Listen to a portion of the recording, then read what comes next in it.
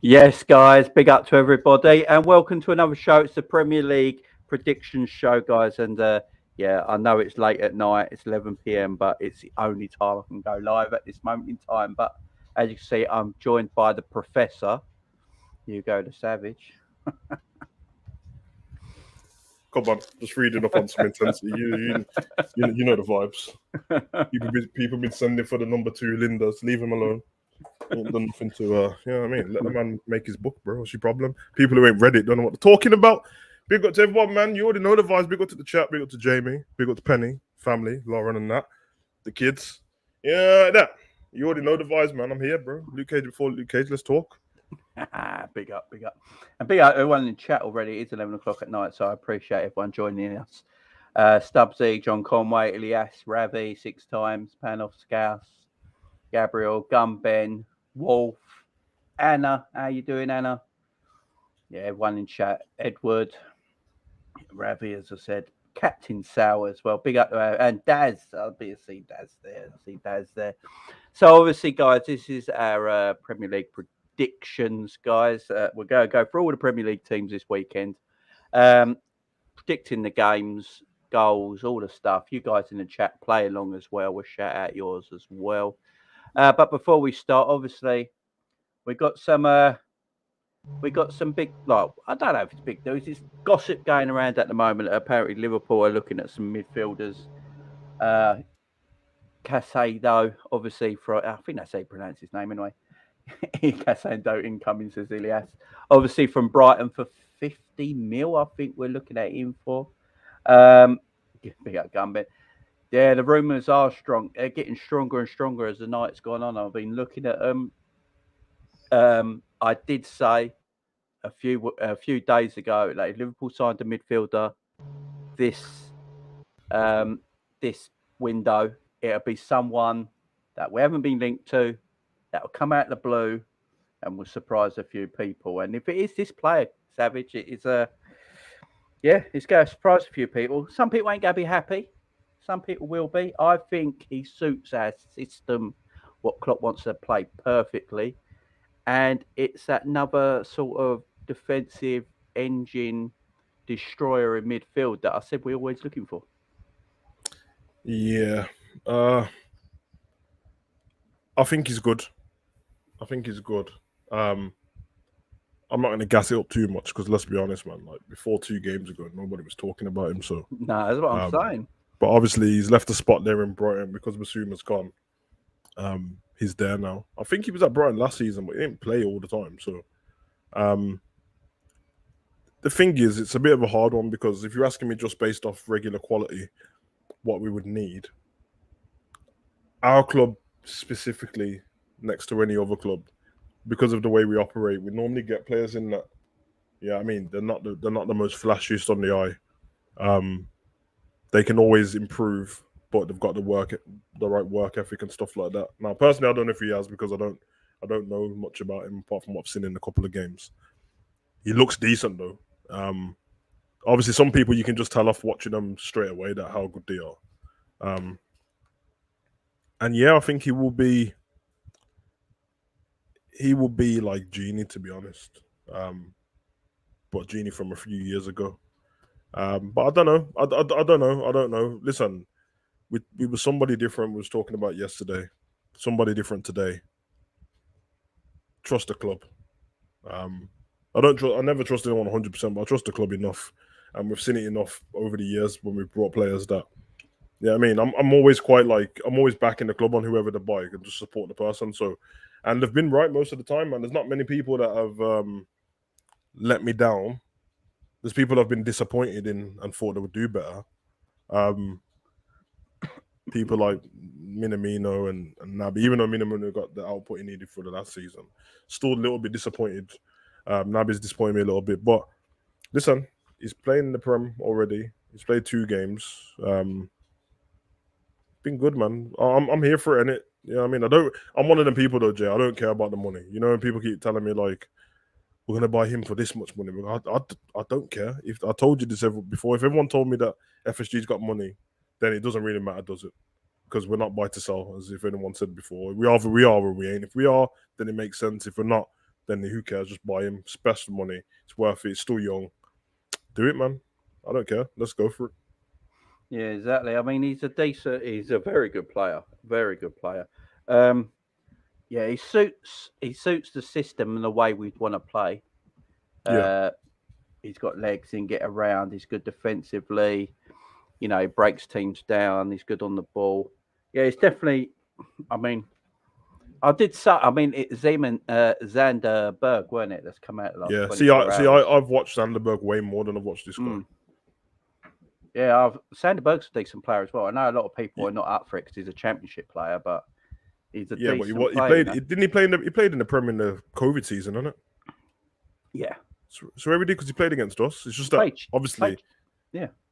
Yeah, I didn't care about him when he played against us because we were battering Sheffield United, so I didn't really care. But for me, both of them, and if everyone's saying that they don't want Van der Beers, but they're happy to have Sasia, I'm like, well, you've seen both of them the same amount of time, if anything. And I think checking now, I swear he's had Casado's had he's put out 10 games. I'm not saying he's not worth it now. I'm just saying it should be the same thing for everyone, isn't it? Yeah. Because you can get highlights on YouTube of both of them. So. Oh yeah, exactly. Lads, he's good, but if that guy's worth 50 million, when what the fuck's happened to the market? It's gone crazy. Yeah, the market is crazy right now.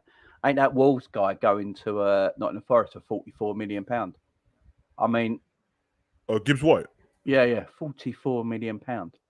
I mean, it's just, unfortunately, that's the market now. The market's ridiculous. Yeah, it's madness. Ever since Neymar went to PSG, the market's never been the same, has it? Yeah, Grealish didn't help, did he? No, I mean, Grealish 100 million. I mean, when he's like a 30, 40 million pound player, it's madness. It is absolutely madness. But the problem is, the reason the market is so mad now, especially in English football, is because every team is rich and no team needs to sell a player. So now they wait till the highest price possible that people are willing to pay. A few years back, Wolves weren't as rich as they were. Gibbs White probably gone for like 10 million. Now he's going for 44 million because Wolves didn't need to sell him. So they can sit on him or wait for the price they asked for. And if the price they asked for is received, then they'll sell him. That's the thing now. Everyone is so rich in the Premier League. I mean, if Gibbs White is worth 44 million, how much is Curtis Jones worth? It's a hard one, isn't it? Because I will say Gibbs White, his output's pretty good, but you are right. It's a bit the market's all over the place, man.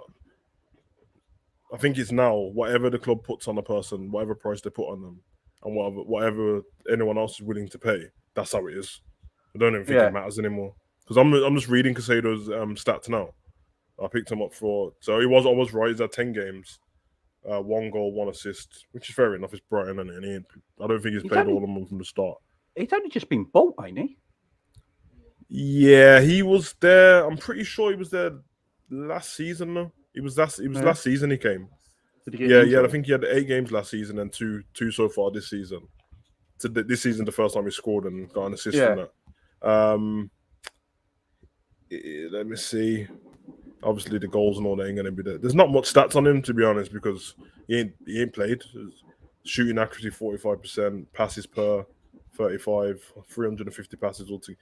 Honestly, there's nothing to say on his stats apart from the tackling success 63%, duels won 55, duels lost 39, aerial battles won 11. Honestly, his stats are pretty much 50-50, but it's only 10 games. But I just it could be anyone. The way I feel it with Liverpool, it could be anyone because I've watched Fingy play more for Brighton than him. Was it Mwapu, the one who scored against us? And he was good as well. He's good as well. And he's played way more games, man. I've seen Trossard play, all these guys, and that Pascal Gross and all them, man. So it is what it is, man. But I mean, it's going to be interesting. Obviously, Ilias says bad news. Pearce might strike again. So with James Pearce, he just gets told from the club the club tell James Pearce what they want to tell him, and then he puts it out to the world. So makes sense. Yeah, it's like when people tell in the wrestling world, some people take Delph Meltzer stuff and he puts it out there, but he gets it wrong most of the time because he's just telling people what he's been told. It's the same sort of thing. It's the same sort of thing. So I've got a mate who works for Sky, and if he tells me something, I can tell you lot something, but not like true, you know. But I can't tell you. Yeah, that's like me, man. When I get updates from people who play football still, or I'll speak to people who know footballers, and I don't even bother to say anything because I've been trying the whole time with this Jude thing to find out stuff and that. Yeah. And kind of, to be fair, the narrative not Liverpool, but what everyone seems to be pushing around Liverpool and waiting is the same thing I've heard myself, and that's like personally heard, but yeah, it kind of is what it is. Same with people asking them. As soon as I seen somebody put up a Ramsey earlier, I already knew straight away. Like I knew before that it's not happening in this transfer window. Best off trying to get his brother, man. His brother's good as well. Yeah, exactly. Yeah, it's a good point. We did. I mean, talking about we have made a lot of money off shit players as well. Ibe, Solanke, Brewster. So yeah, that's what it is. That's what I'm saying. Like Bournemouth are a rich club. They could afford to buy Solanke for 20 odd million. You know. To be fair, Jay, I think actually, you know what? I kind of take back the transfer window thing because I think it's actually gone with inflation of everything anyway. Like petrol's gone up, countries, everything's gone up, and that. Yeah, exactly. Yeah, after Brexit, because now a £30 million or £25 million signing is 50 million now, and an £80 million signing is 100 mil. It's kind of how it is now. So kind of is, man. But Pat-Man, you've won the City have won the net spend this season, ain't they? You know, I agree with Patman on that though. It's I hate the not agree with him in terms of that. I know he's trying to be funny comment, but net spend's a mix though. Yeah, it is kind of. But because you don't pay upfront costs. It's all installments. Yeah, and I just think I know why you're saying that, man. I can see why Man City fans now must be laughing at everyone because I kind of hate the fact that as Liverpool fans, a lot of Liverpool fans try and use net spend as like this flipping holy grail of stuff. I hate it, and then use it against Man City. And listen, people are liars, bro. Like people are liars. People have morals alongside with what's going on, so they don't actually believe these things. It's like I'm gonna have morals now because we don't have oil money. But if we had oil money, I want to spend it. What have you just seen, bro? Don't tell me Oxlade-Chamberlain's fit. No, I've got a heart attack if that was true. Perry Edwards staying at Liverpool and Ox is leaving.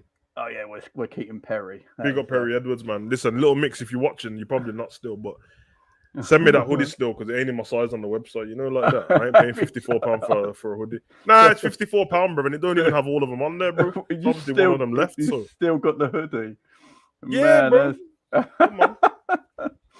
Oh man, I remember that was a few months back there. Jesus Christ. Yeah, man. I went for a vibe yesterday, just listening to bands on Spotify and that. Man, listen, I know how people look at me and expect certain things from me, bro. You wouldn't have no idea what I listen to, bro.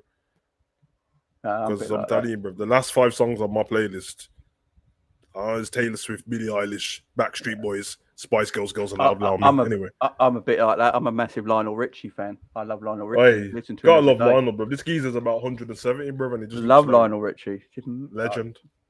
Love him. Yeah. So the face I just pulled is because Chelsea are trying to buy Harry Maguire.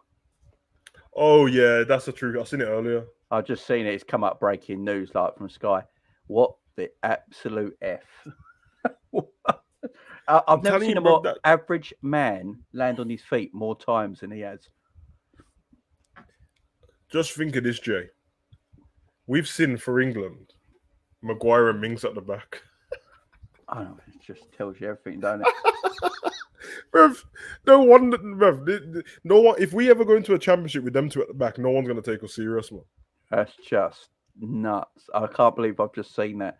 I think Ilias just put it up in the chat as well, and 6 times. Big up to you guys, but I have not. That is the first time that's come across me on Twitter. Oh, and it's true as well, apparently. Yeah, it's the truth. It's true. I've seen it about 4 hours ago. Wow. I don't know what to say about that. And United fans must be rubbing their hands. Yeah. What's that scanning about chat? It's talking about someone you like. couldn't give a shit if we bought a flight and still won the title. Who'd Yeah, you I argue mean- with? Everyone. Pac-Man just comes in swinging, bro. I swear he's Oh. arguing with himself. No, I like Pac-Man. He's a Nah, character. he's a Jew. I like Pac-Man. Why? Seriously, why did Chelsea want Maguire? You know what you're going to get. Chelsea. Yeah, I mean, Harry, I've never seen a more average player land on his feet. He went to Man United, one of the greatest, biggest teams in world football, and massive wages. Now he's going to go to Chelsea, probably going to be on the same wages, but in the richest part of London. I mean, I've never seen. Oh, it's mad. It's mad. If he was at Leicester now, he wouldn't start. To be fair, with Thiago Silva could have been next to him, be fine. But I think they're playing a 4 now, Chelsea. That's the problem at the back. I don't think they're playing 5-3 at the back anymore, are they? I think they're playing. I think they're trying to play more of a 4. Actually, 'Cause they I did don't at one point in that Tottenham game because they had. Wait, they did that. Yeah, because they Reece played- James was flying up the pitch, bro. So he was. Yeah, they went to 3 at the back late on in that game, didn't they? Yeah, that was funny, man. Because Thingy changed his tactics, Conte, and then Tuchel changed his tactics straight away. I love that. Yeah, I mean it was good. That was a great battle. That was the game of the season so far. Koulibaly, Thiago Silva, Maguire. What a fucking odd combo! That is a weird combination, ain't it? A very weird combination. They played a 5 in the first game. Started with a 4 versus Tottenham. There you go. So they're probably in between at the moment. He doesn't know what to pick. Right, let's get on with these games then, guys. Premier League action. Don't forget, guys, get your predictions in the chat as well. I'll read them all out. It's going to be a good Premier League weekend. Some decent games. What we'll do, we're going to talk about our game first on Monday, and then we'll get into everyone else. So we're obviously away to Man United on Monday, and obviously the big news coming out today is that Casemiro has signed for Manchester United for 85 million euros, which is about 70 million quid or something like that. I think it's 61 million. Sky Sports reported. I think. Yeah, because Real Big Madrid signing are for saying Real Madrid are saying it's 85 million euros. So I'm not sure who bloody to believe, but Ain't that what Nunes' one is as well? So it would. Yeah. Nunes is, I think. Casemiro is 30 years old. He's going to be 31 soon, I think. Up to 400 grand a week. Yeah. And his contract's got 4 years with a thing. It can add on another year at the end of it. It's a weird transfer. And again, they've just gone for a big name. What would you say? Weird for Casemiro or weird for United? Weird for Casemiro, yeah. It makes the only thing Casemiro is going United for is the green. Yeah, I was gonna say he's won everything already. So yeah, he's going for the green, him, I don't know, man. I'm thinking. I'm not making this up here. I said it to my son earlier, man. If you look at that spine in the Man U squad, if you got Ronaldo, Casemiro, and Varane, it's Real Madrid squad, isn't it? Yeah, it's the Champions League winning squad. It's all the players Real Madrid didn't want no more though. Yeah. So I'm thinking, man. I wouldn't be surprised if Ronaldo or Varane had a word with him and said, "Listen, I don't know about how I'm going on it." Yeah, you know what I'm saying. But listen, I don't want to be. I'm not going to be disrespectful to Casemiro. I'll give him that because it is a bit weird that people are going crazy. The 30-year-old thing is a bit mad that everyone keeps talking about because we brought Thiago at the same age. So, and Chelsea's got flipping Thiago Silva at the back, who's 36 or 37. I think it's the wage he's going to be on, ain't it, for that sort of. United, isn't it?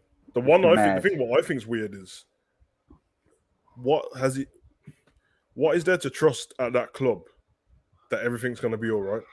Because yes, there's bringing him into midfield to make it better, but it means he's got to play with someone and play with a team, and the team around him ain't good enough. So if I was Ten Hag, bro, I'd kick McTominay out of the squad. I'd play him with Fred, bro. 100%. Yeah.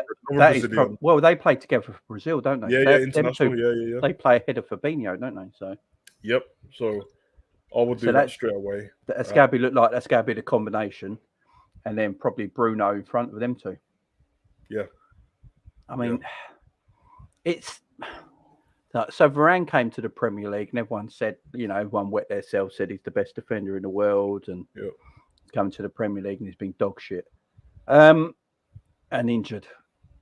There's no guarantee. It's a big outlay, and there's no guarantee that this will work either. Casemiro gets injured quite a bit as well. Yeah, and he's been so used to a certain style of play in Spain for a long time, like most of his career. So coming to the Premier League at 30, playing Premier League football, where every game's a challenge. It's not like playing for Real Madrid where you're playing Granada one week, and then Cadiz the next. And it's going to be a challenge for him. It's going to be a challenge. But he's a quality player. It's just, if I was a United fan, I'd be like happy that I'm buying a world-class name, a world-class player, but they've been doing that though, haven't they? There's no difference to their transfer strategy as there was before. Jay, do you agree with this? It's a weird one. I know this sounds mad, but they've obviously got Eriksen in. Eriksen's a top player in it. I'm not only disrespecting because he plays for Man U, but he is whatever. It's not the same Eriksen. Tottenham had the best of Eriksen, I think. Wouldn't it have made more sense to get Casemiro in while Pogba was there? Yeah. It's a much better squad with Pogba and Casemiro in that midfield. Play Casemiro and Pogba together. That's much better. That tells me then that this is a panic buy.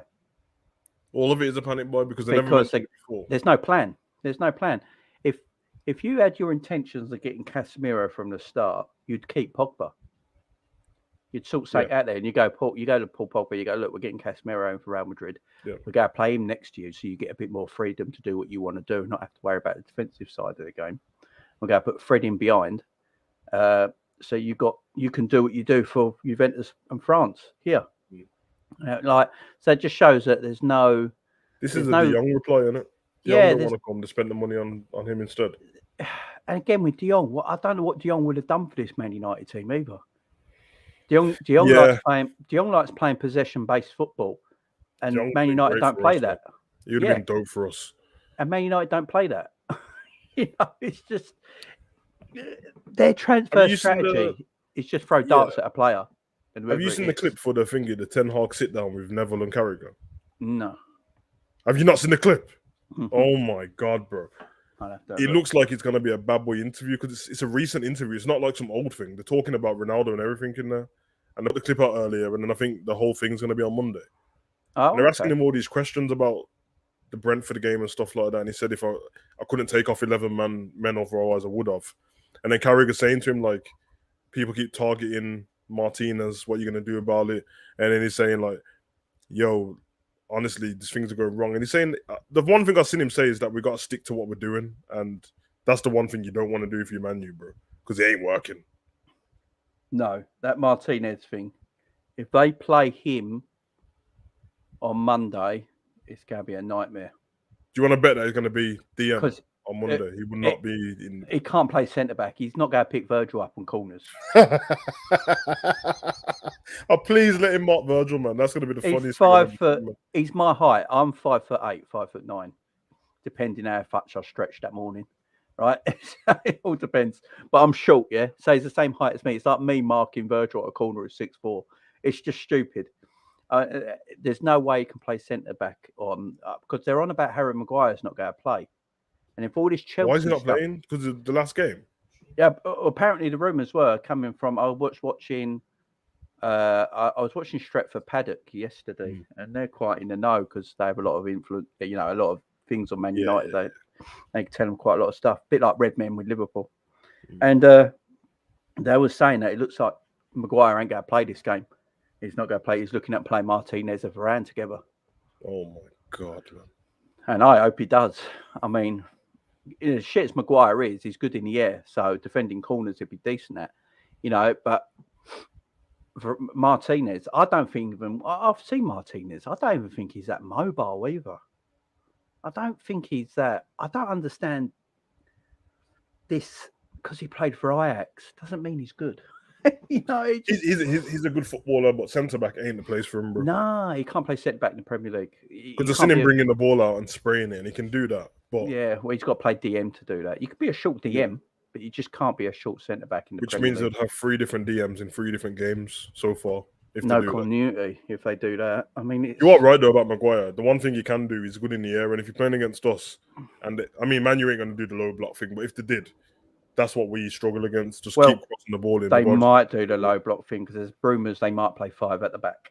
Mate, I'm telling you, bro, this Ten Hag geezer doesn't know how to do low block, bro. Watch what happens, bro. Yeah, I watched Ajax play too much, bro. He tried it in the Champions League. And I think he's going to go toe to toe with us because I think he's going to think that's what I think he's going to do. We're a wounded animal. Yeah, we've drawn our last 2 games because if we don't win this game, Man United go above us. Yeah, and it's shambolic.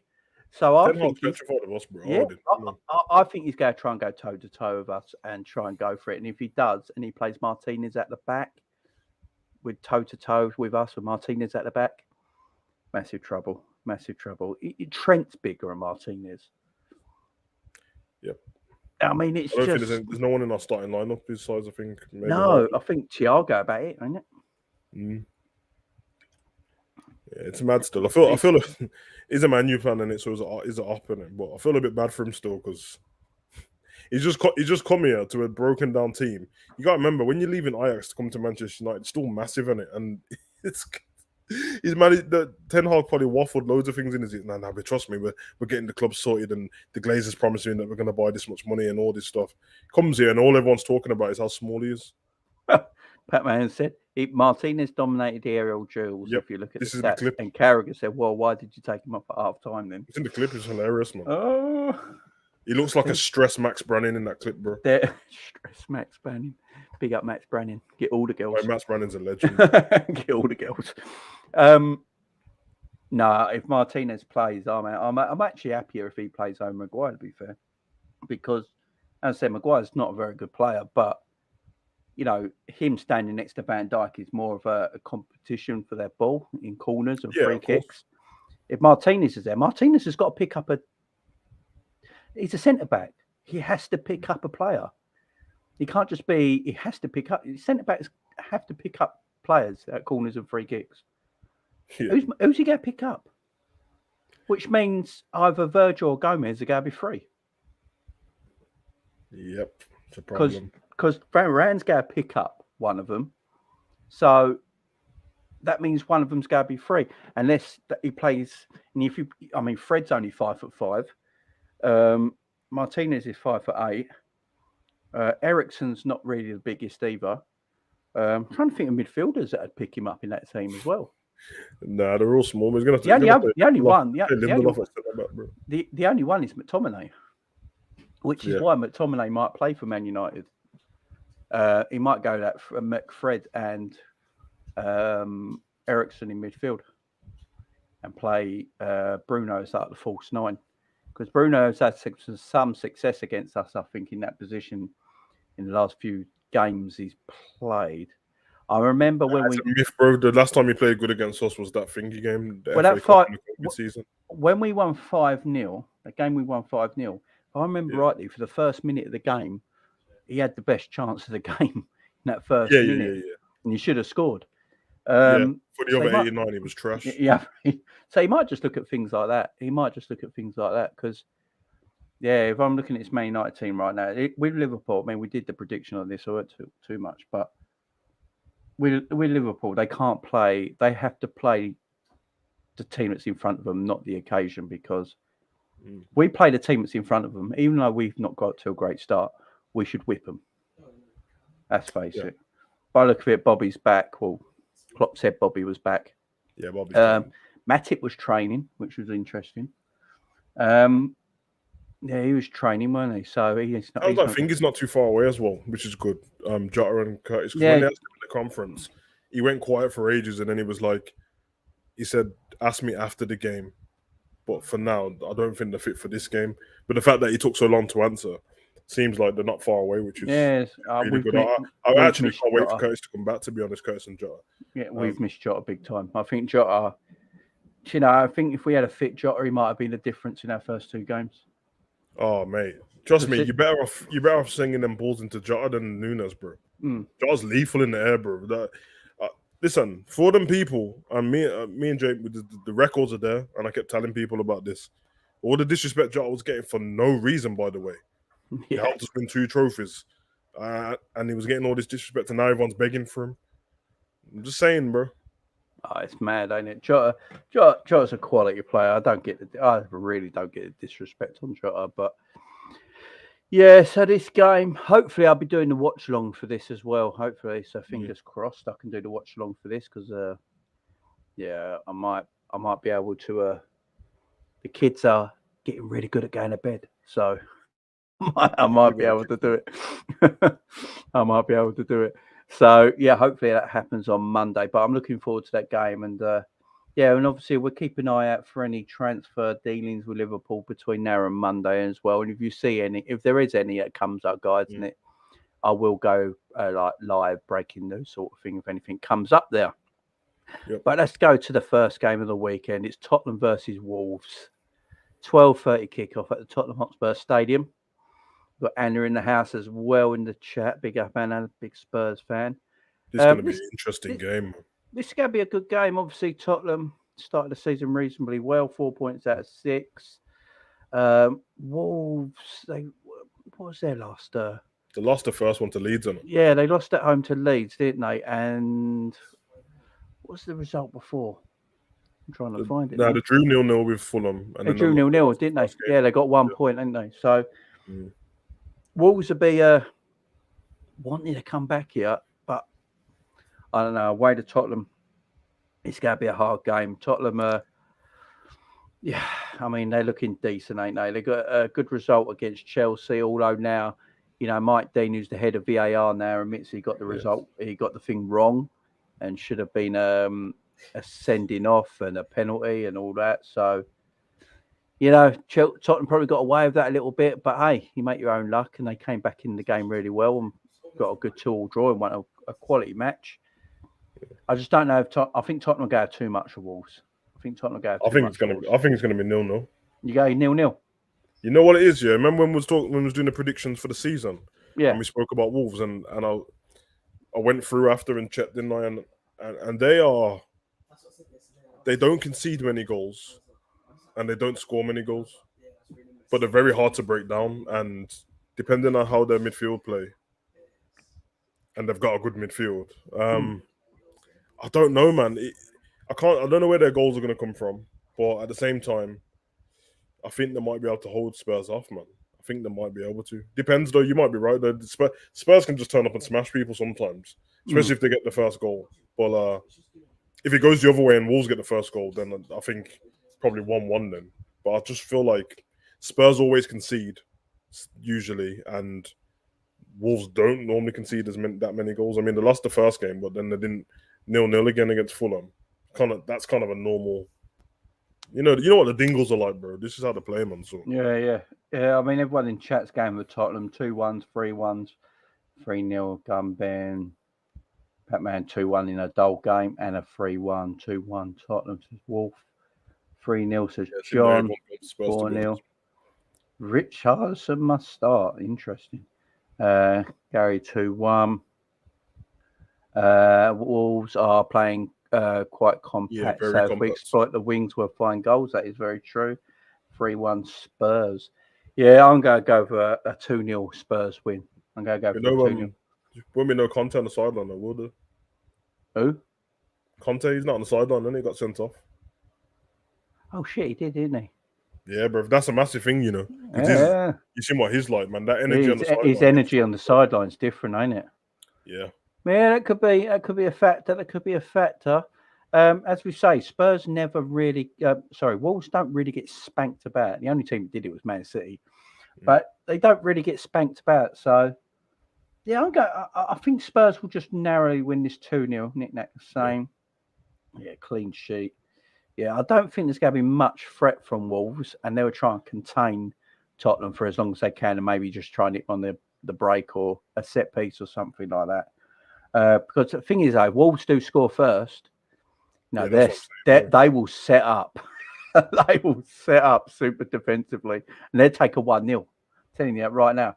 They will literally, if they score in the first, say, 20 minutes, they will just sit back for the rest of the game, won't care. You see what Anna said there? So Conte didn't get banned, he got fined, and Tuchel got banned. How's that fair? Oh, I know that he was Tuchel had for a his one-man comments after game. the game. That's not fair. Wow. What? But why did Tuchel only get sent off? Didn't they do the same thing? I thought they both got sent off because I remember seeing the red. He pointing at both of them, but unless he was pointing at that flipping bodyguard of Conte's, bro, he's scary as hell. He is, bro. Yeah. I think Tuchel's one for what he said after the game, innit? Did you see? Oh my God, Jay, off topic quickly. Did you see Nigel Pearce is talking? You see No? Nigel? Oh my God. Oh my God. I love this guy, bro. They won 2-0, by the way, his team. Yeah. And he came out after the game and was like, "Oh, Nigel, what do you think of the game? How you feeling?" Then he went quiet. And you know how Nigel, he's such a big guy. He's got a soft voice. And he's like, "Well, to be honest, Jeff, I'm contemplating retiring after the officiating for this game because it's the worst in England. It's getting worse and worse by the year." Jesus So the refs Christ. are getting bad. And he said, "I'm not thinking of retiring because I don't enjoy football anymore, but the officiating's terrible and I can't do my bro. This guy, Jesus Christ. he's the best, bro. I need characters like that in the Prem, bro. I need him. I need Conte. I need Mourinho. I need all of these guys, bro. Bring back Mick McCarthy as well, man. Bring back all of them, bro. Bit Mick. Tuchel initiate the handshake thing after the game. Probably why. But don't managers shake hands after the game?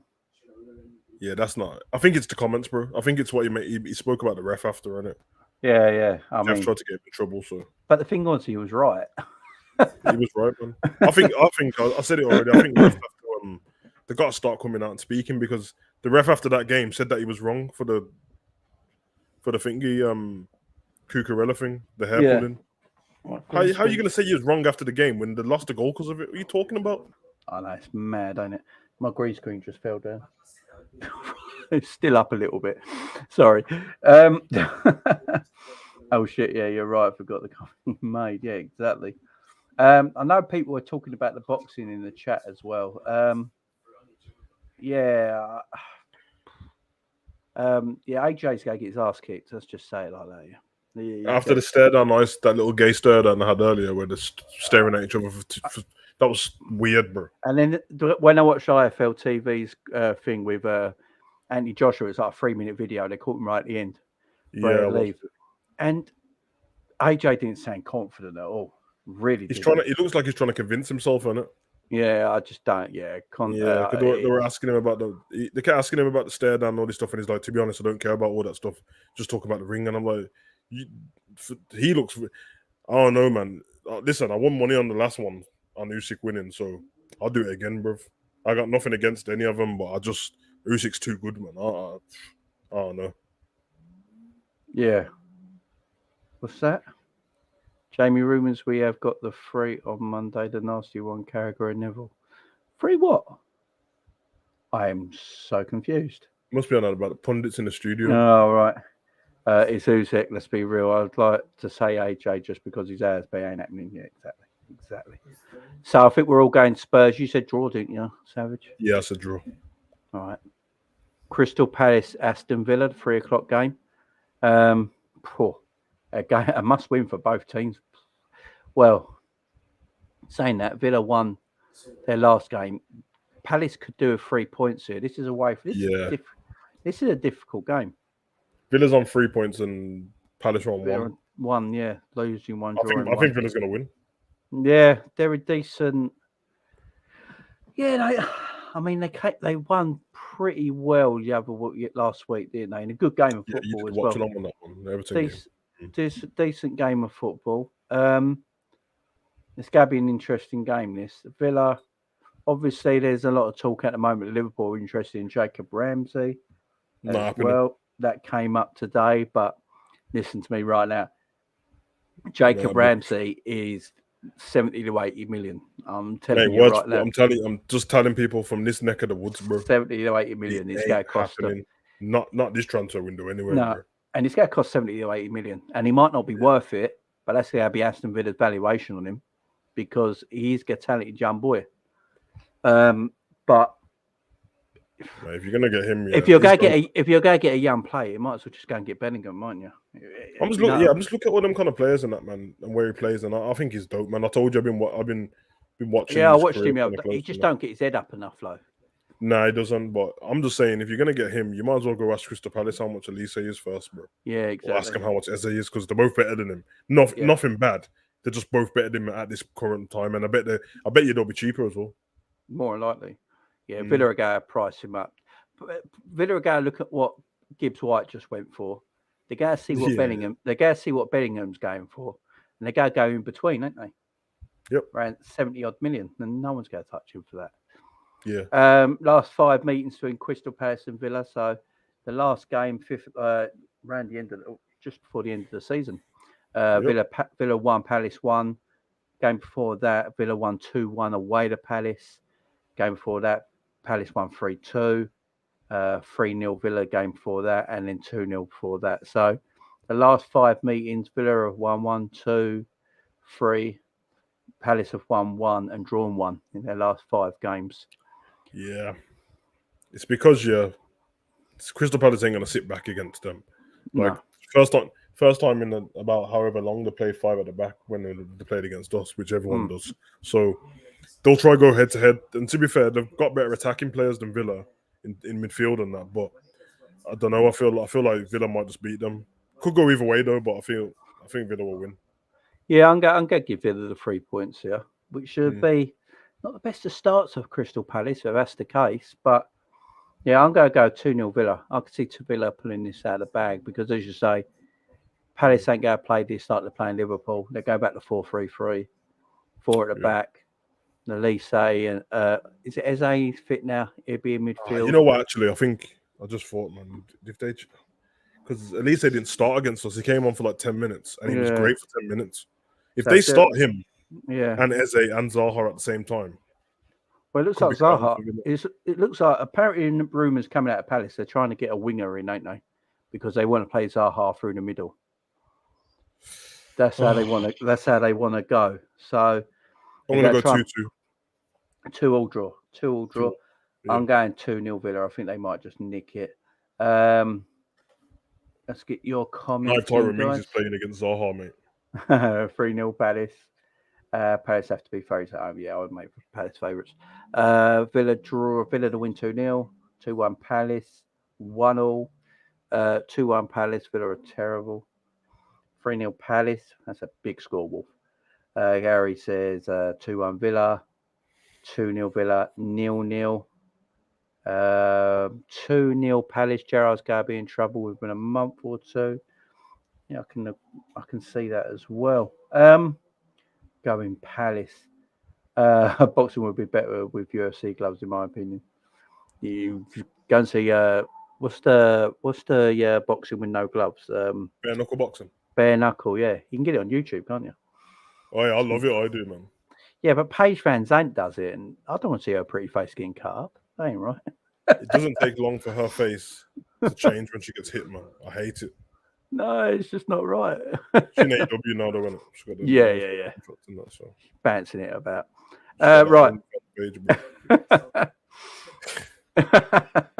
Next 3 o'clock kickoff, guys. Everton versus Nottingham Forest.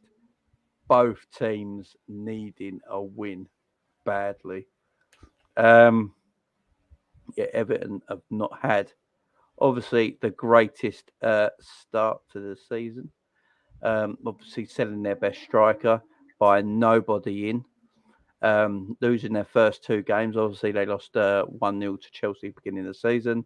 Yeah. And then lost at Villa Park last week 2-1, which was a decent game. But, you know, I just realised that they've lost both of their games, man. Yeah. Everton started terribly. This time last year, Everton won like their first 4 games and they were top of the league, bro. Exactly. And the thing with Everton, I don't even think that this Villa team at the moment ain't exactly great. And, you know, they won quite comfortably. It was no goal at the end that gave Everton their consolation. Who's at home, Jay? The home team for this, I believe, is Everton. Because Everton just played their last game away. Let me just get it back up. Yeah, they're at home to Nottingham Forest. Nottingham Forest came off they beat West Ham their last game, if I remember rightly. So that's the one I watched, man. Good game. And obviously they're going transfer mad at the moment. Absolutely. Oh yeah, they're the ones mad. who got Gibbs White in it. Yeah, and they're trying to get. They're gonna win, Gibbs White. I know that the money's a bit mad, but he can finish, bro. I don't know if he's gonna be eligible for his debut tomorrow. So I think the game just came a day too soon or something. I'm not too sure. Read something about it the other day, so it might not be available for that game. But they've still got 14 other new transfers to pick from. So it's Forest the away team. I think Forest. I don't think they've got to be worried about anything from Everton going forward, apart from Anthony Gordon. I'd say that's about it. Demar is better than Anthony Gordon, bro. I mean, Gordon with his running, diving around everywhere. He's still got a decent shot on him. He works hard. I'll give Anthony Gordon his credit. He does work hard for Everton because it's his club. But I think Everton might come unstuck here. I'm going for Everton to lose 3 games in a row. I'm going Forest. I'm going Forest 1-0. I'm going 1-0, and I'm going for a goal from Jesse Linguade. Like that, the Spanish new signing, young midfielder, and that Jesse Linguade. He's a baller still. Beautiful. Someone explained to me about Nottingham Forest's kit, by the way. Like I said before, I don't understand it, bro. It's the plainest kit I've ever seen, bro. It's like a Sunday League kit. Why have they done no sponsor on purpose? I have no idea, bro. Let me know in the chat if you know, guys. Forest 2-1, 1-0, 2-1 Forest, 1-0 Forest for sure. Divan, Jesus Christ, you come in every day. Imagine drawing a pallet. Look, he loves it, man. You have finished below Spurs for 6 years running, and Spurs are shit. Sorry, Anna, but till this season anyway. It's just. I mean, chill out, man. Chill out. Just worry about Bournemouth, man, and just stop. You know what I mean? Yeah, exactly. But yeah, I love you, D-Van. Keep coming in, mate, and we can banter, but it's all good. I think there'll be more action down the other end nervous about this. Oh, yeah. Rico's an Everton fan. Are you an Everton fan? Is that an Everton kit he's got on? It looks like it, bro. Yeah. Rico, you're an Everton fan, man. Looks like Everton, or it looks like Portsmouth away. Yeah, I don't want to call this. We are at week 3. We certainly are. Yeah, I think Forest are going to take the win here. 1-0. I think most of us are going Forest as well. They've got good away support as well. So yeah, I just can't see what Everton are going to do going forward at this moment in time to score goals. And I can see Forest scoring goals. The thing is, if Forest score, Everton have got to score 2, and I don't see Everton doing that right Everton now. don't look like they're going to concede many goals, but they just don't look like they're going to score many either. So that's why I think 1-0. Because All right, there you go. They literally haven't secured a sponsor they wanted in time. That's the only reason the whole deal ran out. That's mad, don't it? That's when you spent all that time signing 25 players. How can you not get a sponsor in? But yeah, that's madness. This game's going to be interesting. Fulham, Brentford. Bit of a derby, obviously, London derby, but Fulham, Brentford, Fulham at home. Fulham started the season. I got Brentford in this one. Fulham have started the season quite decently. But I watched the game against Wolves. They were trash, bro. I don't even know how it stayed like that, man. Yeah, obviously they've got 2 draws, ain't they? So they've got 2 points this season. Brentford obviously destroyed Man United in their last game 4-0. And literally, that's how bad United are at the moment. Brentford stopped playing after half-time. And they still won. I don't think they're going to come down from that at the moment. And I think they're going to be too much for Fulham in this game. I'm going to go 2-0 Fulham. I'm going to go 2-0 Fulham. I'm going to go 2-0 Brentford, sorry. I'm going to go 2-0 Brentford. Yeah, I think they got too much. Them 2 guys they got out front, Jesus Christ, they work hard. Yeah, bro, that Embolo, bro, this guy. They work so hard. Mate, I was trying to look at the speed. He's one of the fastest players in the Prem. I didn't even know. No, they're both quality. And I'm sorry, but Tony's pass has not got enough respect on this. Exquisite, bro. First time as well. A quality. If anyone else made that pass, if a De Bruyne, a Trent, someone like that made that pass, we'd be talking about it. Mate, not only was tremendous that ball. pass dope, the pass to Tony in the first place was dope. Yeah, That wasn't exactly. a clearance. No, it's a ball out to him. When you Perfect watch that ball out back, to him. it took it. I think who did he take? It took on someone in his own box and then hit it to him. I was like, oh my god, what a ball, man! No, he's Brentford to go be good. Brentford to go be good. Yeah, it's a London derby, my friend. I think people think Brentford ain't in London, but yeah, it's Nah, a Brentford's because little- Chelsea and Fulham are their closest, isn't it? yeah. It's they're a little bus stop. They're a little bus stop. Mhm. That's what they call. Change the name of their ground again, isn't it? Yeah, because it's not really a. It's a leisure centre, bro. It's not really a place, is it? Like Yeah. Brentford, it's more of a. It's Hounslow, ain't it? But yeah, I'm going Brentford. We're all going Brentford. Oh, I really enjoy watching Brentford as well. I would have watched this game if it weren't a 3 o'clock kickoff. It's just them mob versus Fulham, innit? Bare Danish players, bro. Mm. You can see that with some managers, and I like it still. It's their length they've got in it because he's got loads of Danish players. Yeah, You got Bruno Lage. He's got loads of Portuguese players. I mean, that's Wolves. Wolves are Portugal, and we've got no German players. Nah, that's mad. Klopp don't like them. I don't want no German. I think all the German players have had enough, man. They're like, listen, if I want to preserve my legs for the rest of my career, I'm not playing for Klopp, bro. They saw what happened to Goethe and I was like, nah, man, I'm not doing it. No. So we've got Leicester next against, let me go, my video's just got, there you go. Leicester versus Southampton, the game with two teams that need a win here. Two teams that need a win. Obviously, Leicester drew their first game to Brentford and lost, obviously, 4-2 to Arsenal. That was a weird game, bro. That was a weird game because Leicester got battered, absolutely battered, 2-0 down. Then it really should have been 2-2, went 3-2, and then obviously Arsenal got a fourth near the end of the game. Leicester played for 20 minutes in that game towards the end, and I'm like, why have you decided to do that now? And they really threatened them as well. Southampton, obviously, they're in like Southampton have just bought Balotelli as well by the look of it, so which is a mad signing. Balotelli? Yeah. Oh, he's gonna score. He's gonna score like 11 goals for them, bro. I promise, bro. Yeah, Balotelli looks like he looks like he's going to Southampton. That's the news coming out from Southampton at the moment. Oh, I don't know if it's still on the table, but that's what's apparently happening. Because they need strikers, they need goal scorers, and obviously the results. Southampton are a lot of people's favourite to get relegated, don't they? I mean, they lost 4-1 in the opening game of the season, drew 2-2 to Leeds in the last game.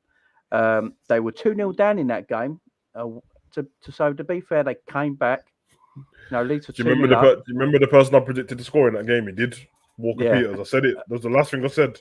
Walker Peters. You know what it is, man. In the predictions for the season, I said that I think it might be their last season, and I think it's just because they have no goal scorers, bro. And they let Thingy go back to to Chelsea, so that was their goal scorer there, and he didn't score that many goals anyway. You can't have Ward-Prowse being your top goal scorer and not have free kicks. That's mad. So, I don't know. Leicester will win this game. Yeah, I think Leicester win this as well. If Leicester don't win this game at home to Southampton, Leicester are in trouble. Yeah. Because they're confident. Because they're not going to buy anyone either. So. No. So they need to win this game. I'm going to go Fofana thing's weird, isn't it? He's not a £90 million defender. I mean, good luck to Leicester if they get that money, but that's just mad. It's just Martinelli made him look like Bambi the other day as well. I mean, it's just... Oh, mate. He was trying his hardest to battle with Martinelli all game. And he got pulled into a false sense of security, brother. Martinelli just kept doing him on the sideline. So I don't get the... I think he's going to be a decent player, but the money... And it's turning his head, obviously. I think he's not really got his head in the game at the moment. I've seen him a few subliminals on Twitter and that, man, which ain't good. I don't mind players like... Actually, I do mind, brother. I don't really like any players doing that. It's a bit disrespectful to the fan base. I know that they're not thinking about that at the time. They're thinking about the club, like the chairman and that. But for me, it's a bit disrespectful, man. Yeah, I agree. 1-0 Southampton, 2-0 Leicester, 2-0 Leicester, Southampton 2 first if it ain't a free kick. 2-1 Leicester. Yeah, I think everyone's really going towards that 2-2. Yeah, I'm going to go Leicester. I'm going to go Leicester 3-1. I'm going for a big result. 2-0 Leicester. 2-0 and a 3-1. Most of the chat has gone Leicester as well. It's just, if Leicester can't win this one, their season's in trouble. Right, the 5:30 kickoff tomorrow, which... Bournemouth Arsenal. That is. It's going to be an interesting game. So it's Bournemouth versus Arsenal. Bournemouth at home with their tight, small capacity ground of what is it? Vitality. 13,000 or something like that. Yep. Ridiculous. Horrible stadium. Arsenal obviously have won 2 in 2. They're in good form at the moment. Their fans will tell you that. Personally, I want Arsenal to get beat because it's going to be a draw. I'm just sick of all this Arsenal bullshit. It's getting on my tits. They are coming out the woodwork like they are horrible.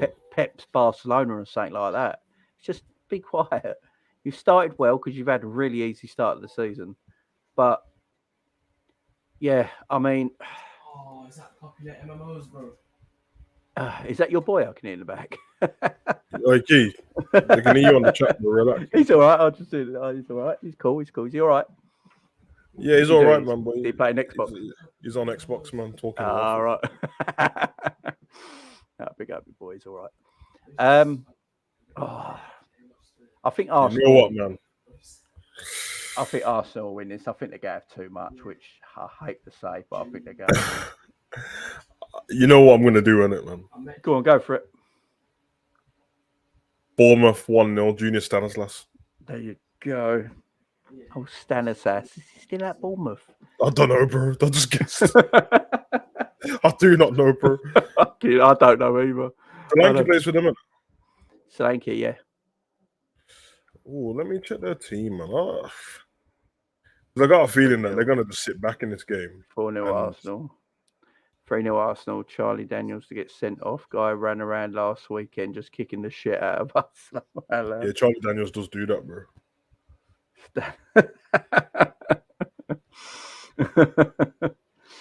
Big up, my friend. Big up. Stanislas is still playing, bro. Starts as well. There you go. I don't even know who's still there. 4-1 Arsenal. They've got Tavernier as well, haven't it? God, if Arsenal win 3 games in a row, Jesus Christ, we ain't going to the end of it. You know what? 2-0 Arsenal, but I agree with you, Jamie. I'm sick of the hype from them. Yeah, I mean, they're just going over the top. It's just like I've seen some weird shit. I have seen that Gabriel Jesus reminds. Did you see that AFTV interview? Gabriel Jesus reminds me of R9. Yeah. Please don't. Please stop. Please stop. He doesn't remind you of R9. The only thing that reminds you is their nationality, and that is it. Because if Gabriel Jesus is around when Rivaldo, Ronaldinho, and Ronaldo played, he wouldn't get in the squad. Nah, he would have chose Spain or something. Yeah, it's just like stop. It's just getting silly. It's gonna be an interesting game. You know what? I'm sticking with the score.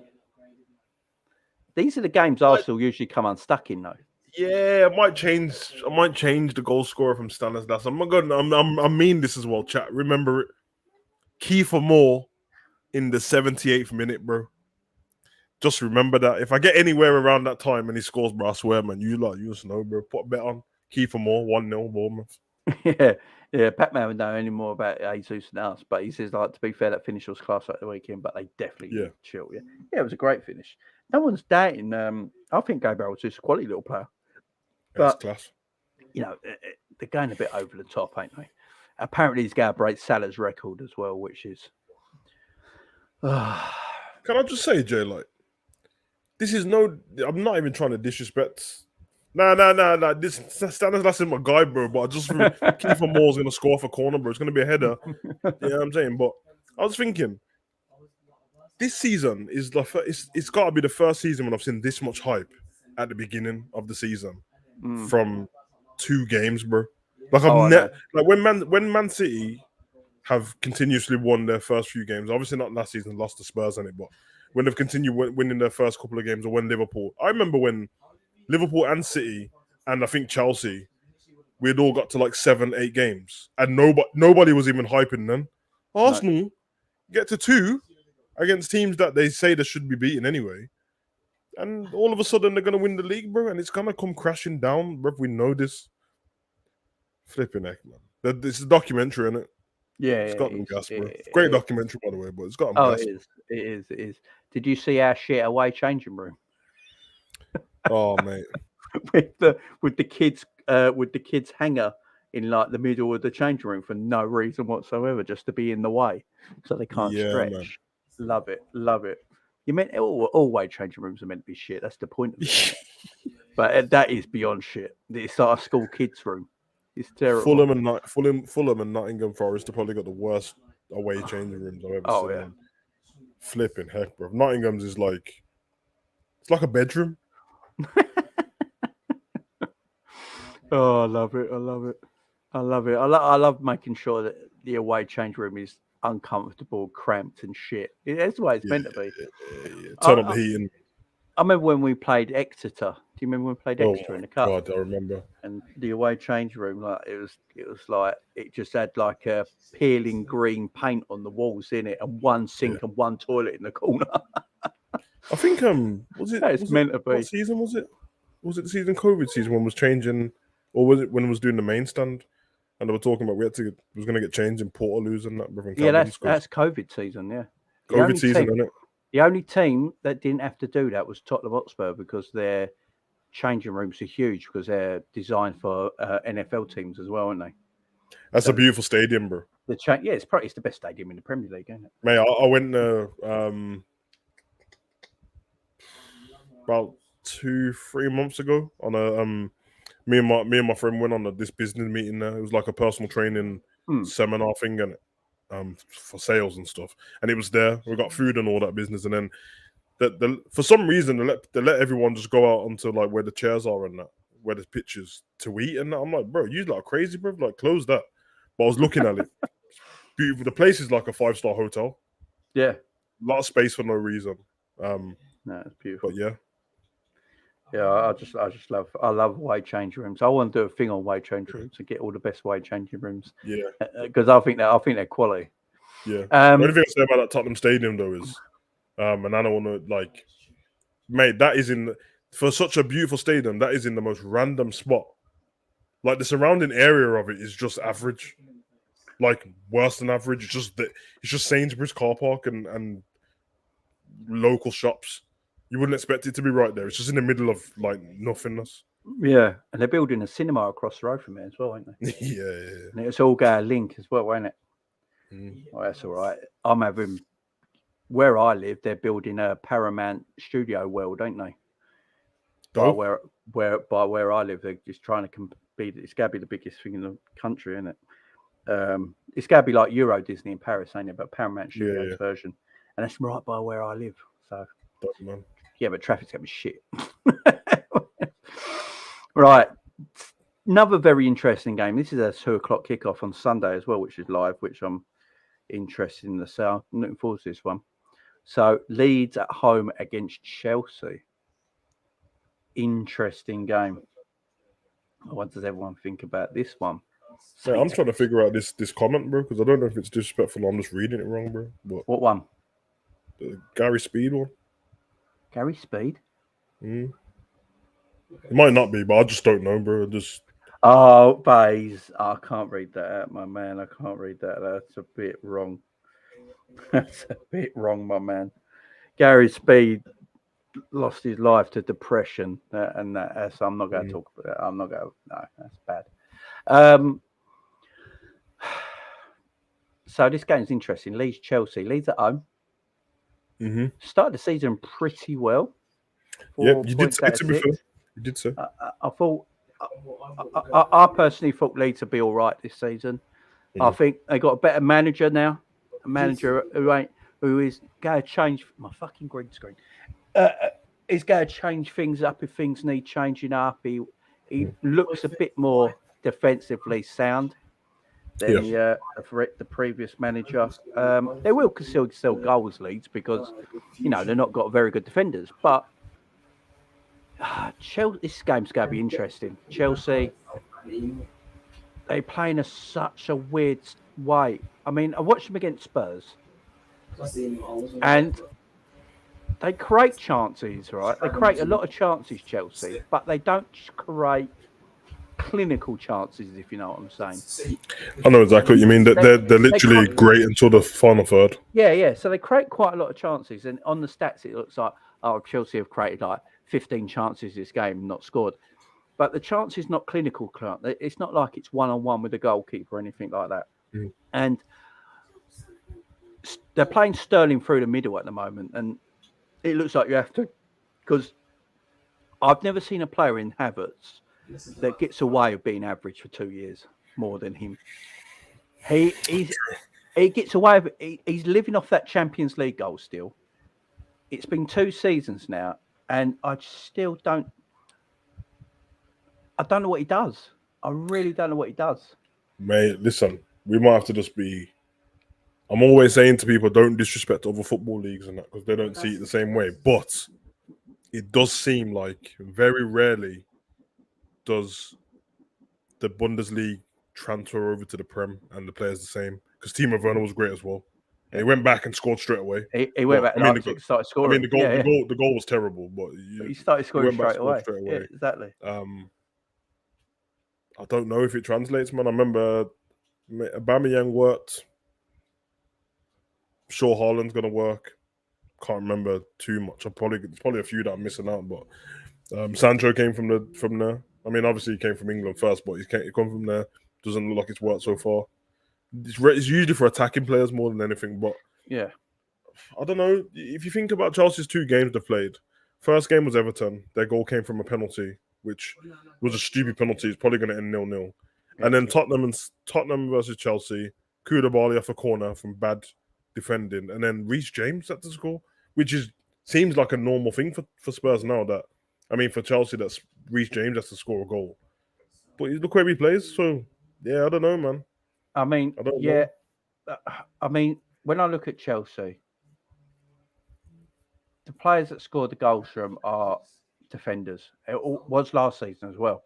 Their defenders were the top goal scorers, I think. They get defenders. Their defenders score all the time. So, yeah. But to do that, they have to play 3 at the back, because when I believe they started the game, they played the 4 at the back against Spurs, and Reece James was more defensive because he couldn't get in them positions. As soon as they went 3 at the back, Reece James was almost like a number 9. So for Chelsea, if I was Chelsea, I'd probably go 3 at the back against Leeds and get Reece James in them attacking areas, because that's where most of the time they're going to score their goals. So yeah, I think Chelsea will win this, but I think it's going to be a tight game. I don't think it's going to be as easy as many people think. Leeds are a decent side. They've got decent attackers. They can play a bit of ball. And I think Chelsea will win. I think it'll be a tight game. I'm going 2-1 Chelsea. I've gone for quite a few draws already, but I have a feeling that this is going to be 1-1. 1-1, fair shout. Yeah, I feel like it looks like Aubameyang's probably going to be done by the end of this weekend, which would be good for them. But if they don't get him, it's going to be loads of shithouse victories like 1-0 and stuff, or they're just not going to make it over the line. So I'm going to go 1-1 because show Leeds a bit of respect from the way they played so far. But yeah, I don't know, man. Interesting. Yeah, it's going to be an interesting game, but I just think Chelsea will nick it 2-1, and I think some of you in the chat think the same. I think you're all going Chelsea win as well in the chat. D-Man, it's all good, my mate. It's all good. I love the banter. It's all good. You're welcome anytime, my friend. You're going 2. Did you go 2-1 as well, Savage? Did you say? No, I went 1-1. 1-1. I wouldn't be surprised if it's a draw as well. I don't think Leeds are going to smash. Chelsea are going to smash Leeds, because I just don't see Chelsea as that team. I just don't see Chelsea as a team that's going to smash teams at the moment. Yeah. I think Chelsea are very happy at winning 1 or 2-0 and sitting on that win, like they did, like they did last season. I don't see any difference. Even when Aubameyang comes to Chelsea, which looks like it's going to happen, they will do the same thing. They'll win 1 or 2-0 and sit on that lead. That is their game plan. That is what they do. Yeah, it might be, man. Aubameyang's going to be dangerous for them, man. I'm still hoping that they don't get him, to be honest, bro, because that's what they need, a striker. Yeah, he's still got it. I think, what is he, 33 now? Yeah, but that's Still- what he does still is got- finishing it. Yeah, they just need someone to put the ball in the back of the net because, as I say, they make chances, but no one can put the ball in the back of the net. And he's still rapid as well. Yeah, and you're asking Sterling to do too much all the time. I mean, Sterling at the moment is all the front three. Yeah. He's doing a lot of work. You're asking too much. A game on at the same time at 2:00. Another interesting game: West Ham Brighton. Oh, Interesting this game. could be a good match, man. West Ham are at home for this game. They ain't won a game yet. They've just they had points. a good win in Europe, but they obviously lost away to Nottingham Forest and at home to Man City first and game at home to Man City. I mean, they've not scored yet. They've conceded 3. They had a good win in Europe, but it's against a team they should have beaten anyway. So I mean, it's not. But that might give them a bit of confidence.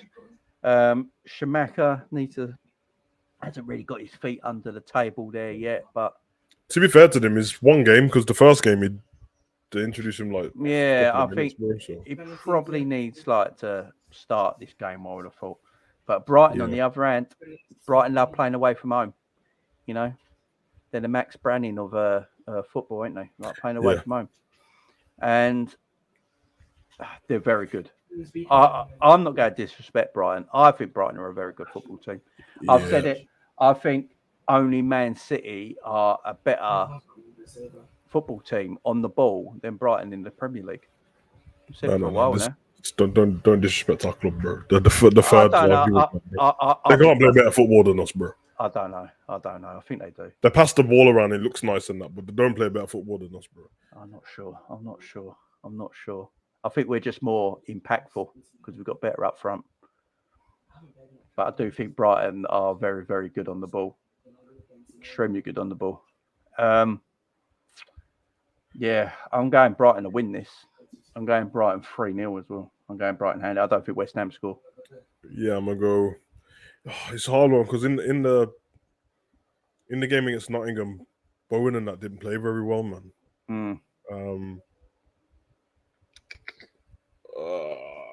Mate, I'm gonna. You know what? Brighton did they win their last game as well or draw? They drew. They were at home, weren't they?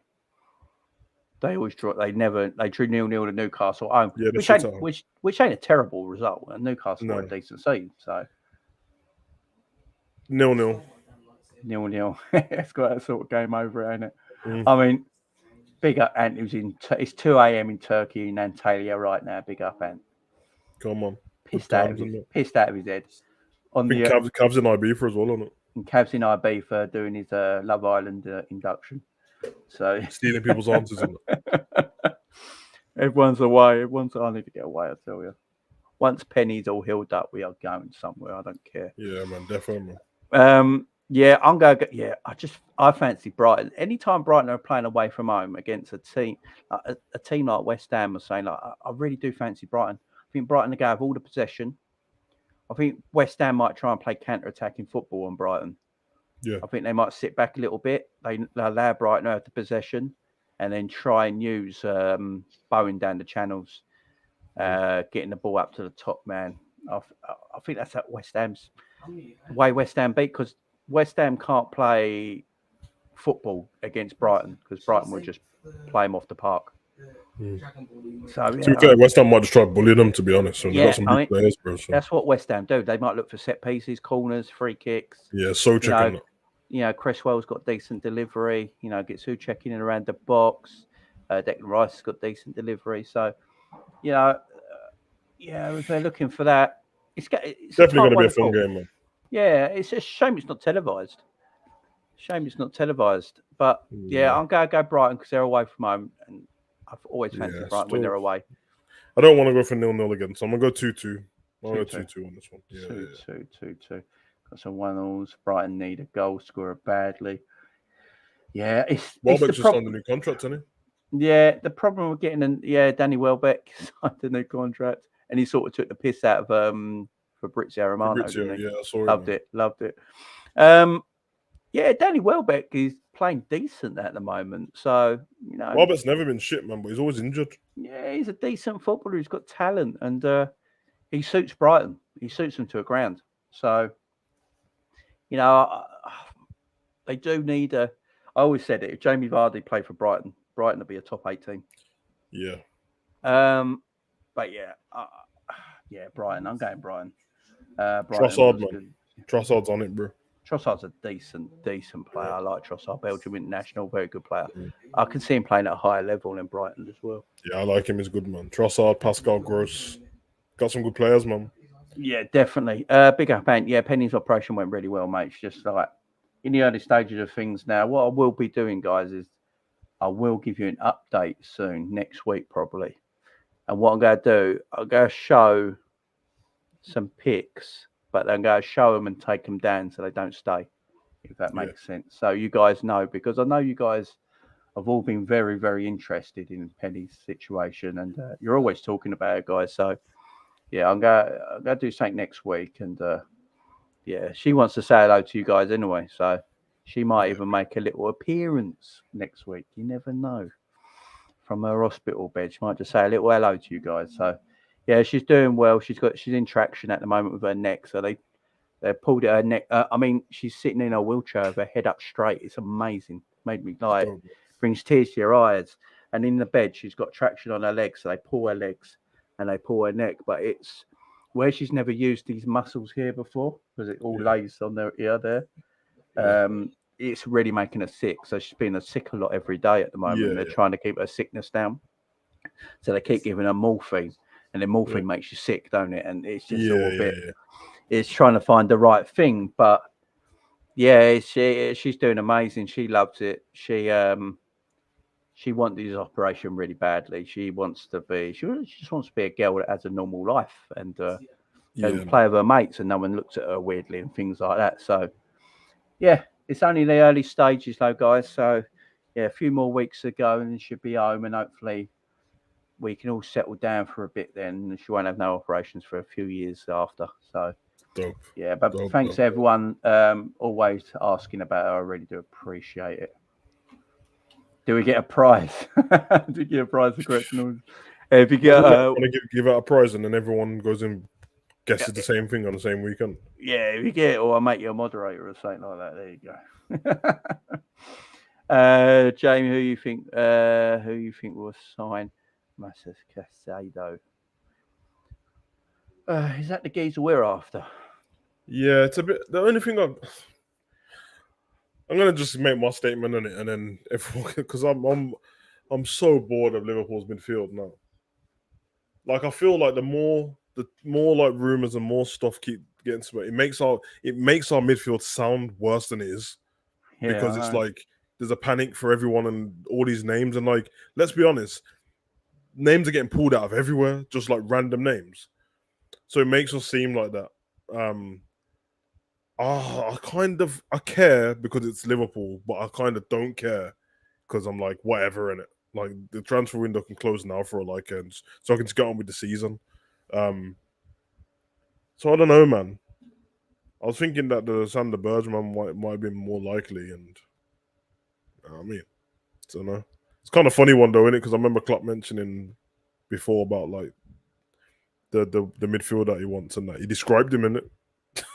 Yeah, exactly. When he mentioned the guy's height, and he said that he needs a certain height player to run. I'm like, that's the same person, man. But I don't know, man. I don't know.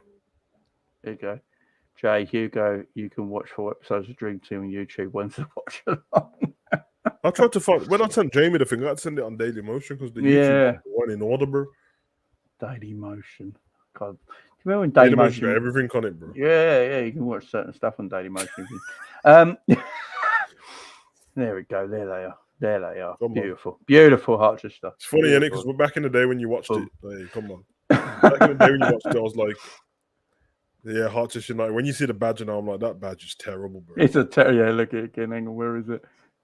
That is a terrible badge, ain't it? For starters, the dragon looks the wrong way. Looks like it's got a broken neck. Yeah, it's mad. It looks like it's got a broken neck, don't it? Oh, that's terrible. That is terrible. It doesn't even make sense. No. Why is there a dragon on it? I just love the fact that they played their home games at the New Den, and they couldn't get out the New Den off the stadium because it's just there, man. it's not their actual stadium. Yeah. It's just brilliant. Pat-Man, I made you a mod, man, because you're actually really decent on there, and I don't care that you're a City fan, because I think you're a decent bloke, and you come on there and talk, you're all right. You're all right. If you're decent, you get modded. It's simple. So I think most of us going West Ham. What did you, Brighton? What did you say against Savage? 2-2. 2-2. I think I picked about 3 draws for the weekend. Yeah, actually. They're quite hard. Right, here you go. Pat-Man, get hold of this. This is the last game of the weekend, so we've already spoken about Man United, Liverpool. It's Newcastle at home to Manchester City. It's the Oil Club derby. Oil Classico and that. You already know. You already know what team I'm picking to win, bro. You already know, bro. Obviously, there is no way in hell any of us can pick Manchester City because No, Jay. You already know what I'm gonna do, bro. You already know where I'm going, bro. Yeah, this is going to be an interesting game. It's going to be an interesting game because Newcastle are a decent side. They're a decent. I think they're going to cause Man City some problems. I just don't want Newcastle to do what they did last time and just bend over backwards and roll over because they don't need to. That was the most disappointing thing I've ever seen, bro. Because before that Man City game, they were playing top football, bro. And then all of a sudden, they just rolled over, bro. I was like, oh, flip's sake, man. Now, if they can get Bruno Guimaraes on the ball, if they can get, Joel Linton on the ball, St. Maximin, Callum Wilson. Joel Linton is going to punch Rodri up all game, bro. And get Callum Wilson on the ball. Callum Wilson's going, this is a difficult game. I'm telling you, bro. Even Pat-Man, if he's in the chat still, he might even be a bit, worried about this game because... Listen, Pat-Man, I ain't even trying to be disrespectful in that, bro. But I'm telling you, bro. Newcastle's going to win this game 2-0, bro. Chris Wood, Joel Linton. You heard it here first, bro. And if I'm wrong, I'm not talking about it. All right. It's just a bet you're fucking playing. Listen, you're right. I'm clutching, but everybody knows at least once or twice a season there's got to be a game that City don't win or they draw a game that was, And this is the game I'm picking, bro. That's the game I'm picking. If it was at the Etihad, I'd just say 7-0. But I mean, I can't predict a City. Pat-Man, you know this, man. I can't predict a City. I can't predict City, so I have to go Newcastle. I have to go Saudi Arabia to Qatar. I'm going to go Newcastle draw. Actually, I'm going to go draw in this game. I don't know if I can go to 1-1. Yeah, Man City literally have the best odds in the world on the bookies. I'm not even joking, bro. Like if you go and check Man City before a game and it's both teams to score and win, and you put the opposite team on, I swear that it's so high. The odds, that's how much the bookies believe in Man City winning, bro. I'm going to go for a draw, but I wouldn't be surprised if City won 3-0. You know what I mean? Yeah, it wouldn't shock me because Pat-Man, all I'm saying is Rodri needs to be careful when Joe Linton's around, bro. This guy has been on steroids for 2 seasons now. I don't know what's happened. I think it has something to do with Steve Bruce leaving. Steve brought him in and lied to us and told us he was a striker. Joe Linton's like, listen, I'm not a striker, but stop it. And now his henchman beating people up, bro. So yeah, I mean it's going to be an interesting game. I think this could be a good game. I might even do the watch along for this. So yeah, my mum might have the kids. Well, you say this on Sunday late? Yeah, it's Sunday at 4:30. So my mum might have the kids. My mum's having the kids. I'll probably do a watch along for this game. Yeah, sounds like Sunday dinner to me, bro. Yeah. So yeah, I'm definitely going to do it. Hopefully I can do it. It'll be an interesting game. Look, I think City will probably end up winning the game, but I wouldn't be shocked if Newcastle nicked a draw because they are decent. And I want Newcastle and Eddie Howe just to play their natural game and don't change it. Be all super defensive, let City onto them. Just play your natural game because we've seen it with teams like when Southampton and Crystal Palace last season played Manchester City. They played their actual game, their natural game, and they got sank out of it. What always annoys me is that, look, when you go into a play Man City, you usually know you're going to lose unless you're like one of the top teams. You probably know you're going to lose. So I'd never understand sitting there taking the beating. Why don't you just give it a go if you know you're going to lose anyway? Why don't you just go in there and give it a go? It's like when boxers know they got nothing to lose. You know, they're probably going to lose, but they go out there, they go out there swinging because you never know. One right hand might catch them on the chin. You just never know. And sometimes you just got to have that thing about you. It just annoys me when everyone sits like West Ham first game of the season, just sat back for 90 minutes. It's like have a go, you know, just have a go. I mean, if you lose 2-0 or 4-0, what's it bloody matter? Just have a go. Listen, the things for City to look out for. Let's be honest, man. City's the way better team in it, but they've got their defense is all right, man. They'll play flipping Dan Burn and Botman. They got Fingy flipping Trippier right back. He's dope. So I don't know, man. I think they'll probably play Murphy. They're gonna use if Almiron probably won't start, but they'll use Wilson and St. Maximin just to stretch the game. They might try and do the counter attack thing, and they've got the speed for it. That's one thing they've got up front. So yeah, it's gonna be interesting, man. But listen, no disrespect to Man City now, because I already know why I'm saying this anyway. But Man City watch alongs are terrible, bro. Because usually in the Prem they're gonna win in it. The only time it's good to do a Man City watch along is knockout stage Champions League, bro. Because if you do it in the Prem, you get all excited and it's 4-0 in 3 minutes. And then it's like, we might as well talk about flipping chips, bro. And people's favourite snacks from the 90s. There's no point. It's done. It's over so quick, bro. Even the West Ham one was boring and didn't even batter them that much. But, flipping heck, bro. Yeah, I mean, yeah. It's going to be an interesting game. I'm looking forward to it. I'm looking forward to this whole weekend. Almiron versus Grealish. Who's the worst? Yeah, the beef on it because Grealish was talking whack about it. Yeah, Grealish having to go at Almiron, weren't he? I mean, it's kind of. Listen, I'm just saying, Grealish, you're obviously better than him in that. But that season, you was talking rubbish, which was last season. You didn't really do much. You know what I mean? So he was speaking about Almiron and that, but you didn't really do much that season, did he? Did he do anything? He scored 4 goals and that. All right. Yeah, I mean, the only thing Grealish has got on Almiron is looks, let's face it. I mean, Almiron looks like a run over tortoise, don't he? I mean, he don't look great. But, you know, Grealish, yeah, I mean, it's going to be interesting. Battles all over the pitch. Joel Linton in midfield with Bruno Guimaraes. Look, Joel Linton in the midfield and Bruno Guimaraes in midfield. Decent players. Beast in midfield, bro. Yeah, they're good players. Bro. Callum Wilson is a very good forward who can put the ball in the back of the net. You know, this is an interesting game. I would be really upset if Newcastle just sat back and played 5 at the back, 3 across the middle, 2 up top, and just sat back and soaked up pressure for 60 minutes. It would annoy me because what I can't is the see point? them doing it, man. Just go for it. Just Wilson go for it. Played 18 games last season, scored 8 goals. Yeah. And that's for Newcastle, bro. He's good, man. He can put the ball away. Just go for it. Give it a go. It's going to be an interesting game. They have to go physical against Man City. They can't do, you know what I mean? They have to go physical against them. So there's some, right. I just want to talk about one thing before we finish because I've had absolutely enough of it.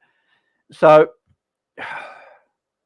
this thing on Twitter at the moment going around, obviously because the point haven't got a midfielder in, it's all FSG talk again. We're not competitive. We don't want to give Klopp what he wants. All this sort of stuff. It's starting to do my head in now. I saw a tweet today. There's no word for lie.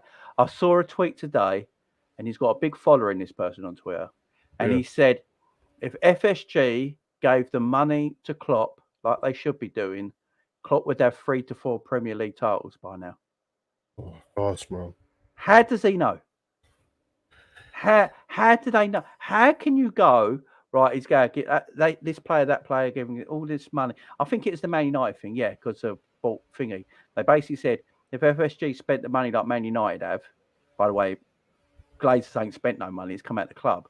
But they're saying they spent the money like Man United have, then Klopp would have 3 to 4 Premier League trophies by now. Why? Why are we assuming that? I don't get this assumption. Have they gone to the future? They've gone to the future and seen this. I mean, I don't understand the assumption that's the case. Yes, Klopp's a world-class manager. More players he probably might do. He might get close, but uh, Man City are. The thing is, though, right? What people got to understand is, if Pep saw us spending more, right, to improve, he would then spend more to improve. And no matter what money we got, we haven't got Man City's money. Do you know what I mean? So we could. People keep thinking that Klopp wants a midfield of Bellingham, Barella, and any other world class yet. Like he doesn't. That's why he's looking at people like Zanderberg. You know, Mateus Nunes and Zanderberg are the same valuation. Yeah. And by the look of it, Liverpool prefer Zanderberg. The geezer from Brighton for 50 million. People will go, why are we getting in when we could have had Mateus Nunes who's gone to Wolves for the same amount of money? Because Klopp likes these type of midfielders. So the money is given to him and he buys a particular kind of player. So all this stuff about if he had Man United money, we'd win 3 or 4 more. Where's the proof in that? I don't get it. I never understand it. People are making up their own narrative on stuff now. It's getting. That's why I said I want the transfer window closed, because it's getting silly, bro. Like, I have to say, man, like, it's the weirdest period I've seen as a Liverpool fan for a while. And listen, I don't want to keep talking about winning stuff in the past and that, but the past was literally a few months ago, and all of a sudden, everything's in the. I don't get it, bro. I don't get it. Who do I? Everyone just has this assumption that we should buy this player, that player, this player, and like, why are we not buying this player, that player, that player? Like this, it's like they don't believe anything they hear as well. Like Jurgen Klopp comes out in press conferences time and time again and tells you as it is, yeah. And people want to think he's talking in code, or he's saying words that only, you know, when people talk in certain code or words that only other people know what they're on about when they say that word or something like that. You know, It's like coded word. You know, they think they're talking like that, and he's not. He's a grown-ass man telling you how he is. People just got to get used to Jurgen Klopp being that guy that is different to Pep. He's just different. Yeah, he's different.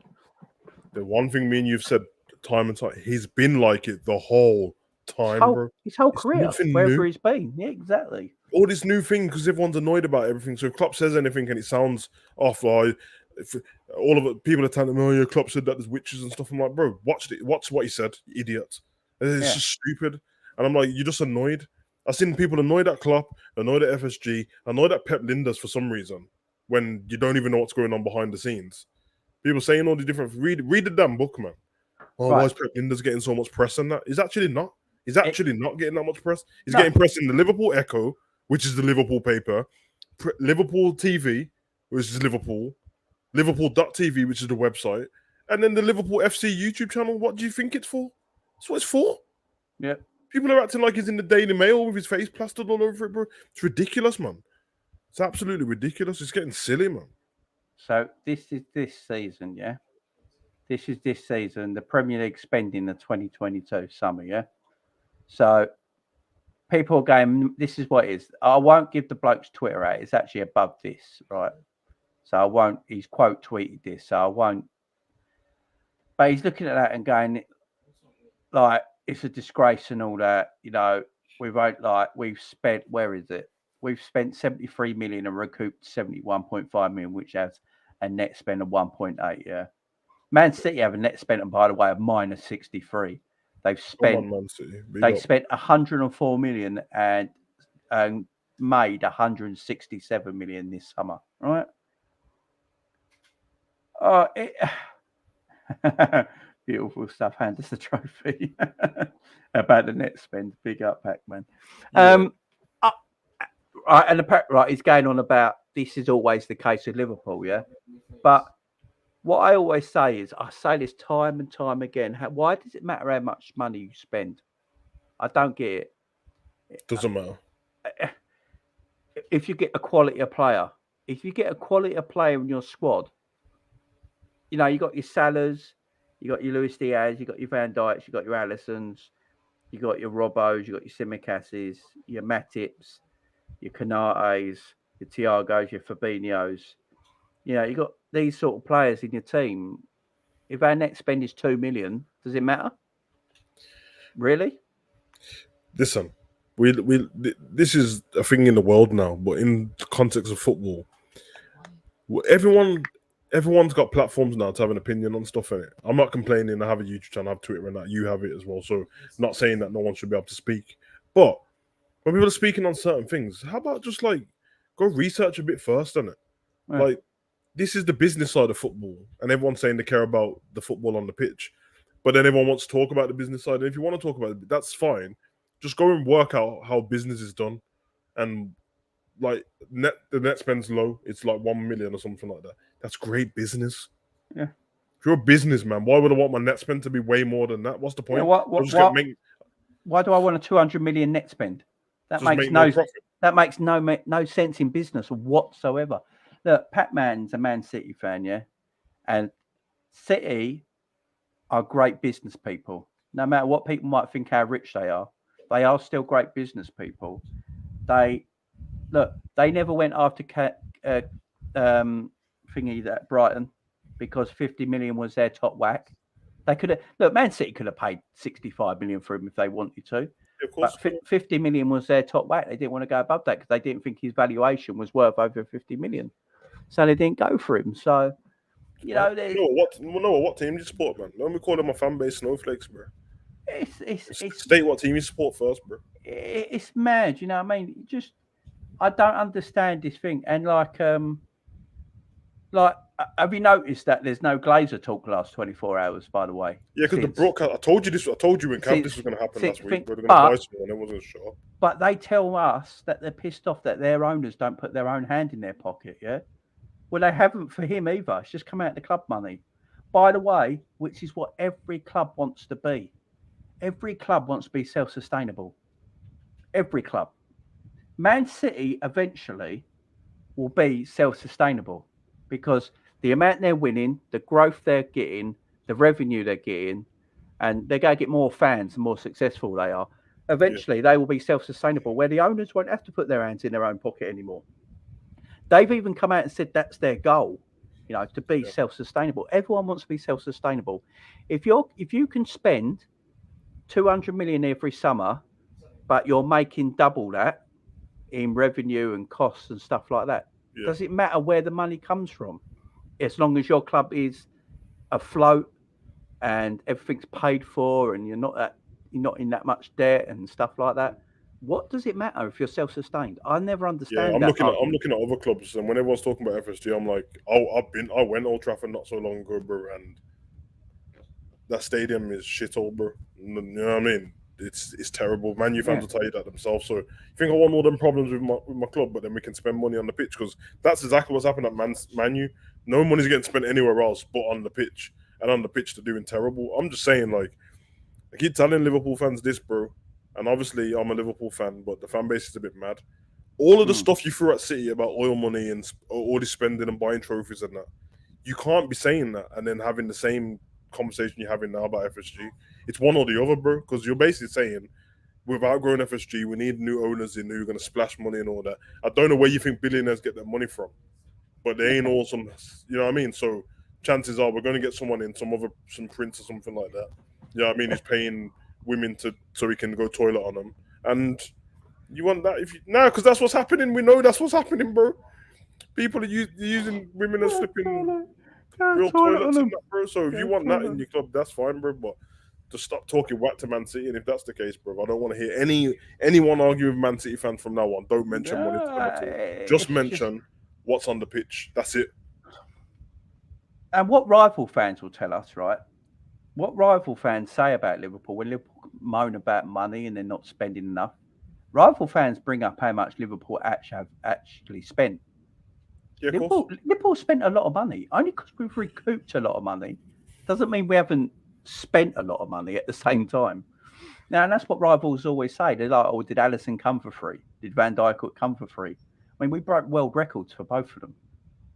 Although we recouped that money, we still spent it at the same time. They didn't come for nothing. We spend money. It's just that we're very good. We got a very good business model that recoups a lot of money. Now, for me, I don't think we're buy to sell anymore. Sell to buy, because we didn't sell anyone to buy Nunes, Darwin Nunes or Diaz. No one got sold to buy them. We sold after we bought them. Yeah. Like every team does. It's business growth, isn't it? It's business growth. When you take over something, you have to wait to start earning first on it. You don't just talk about your turnover for the next year is going to be flipping 1.2 billion or something. Like, you have to get to a certain period. We got to that period.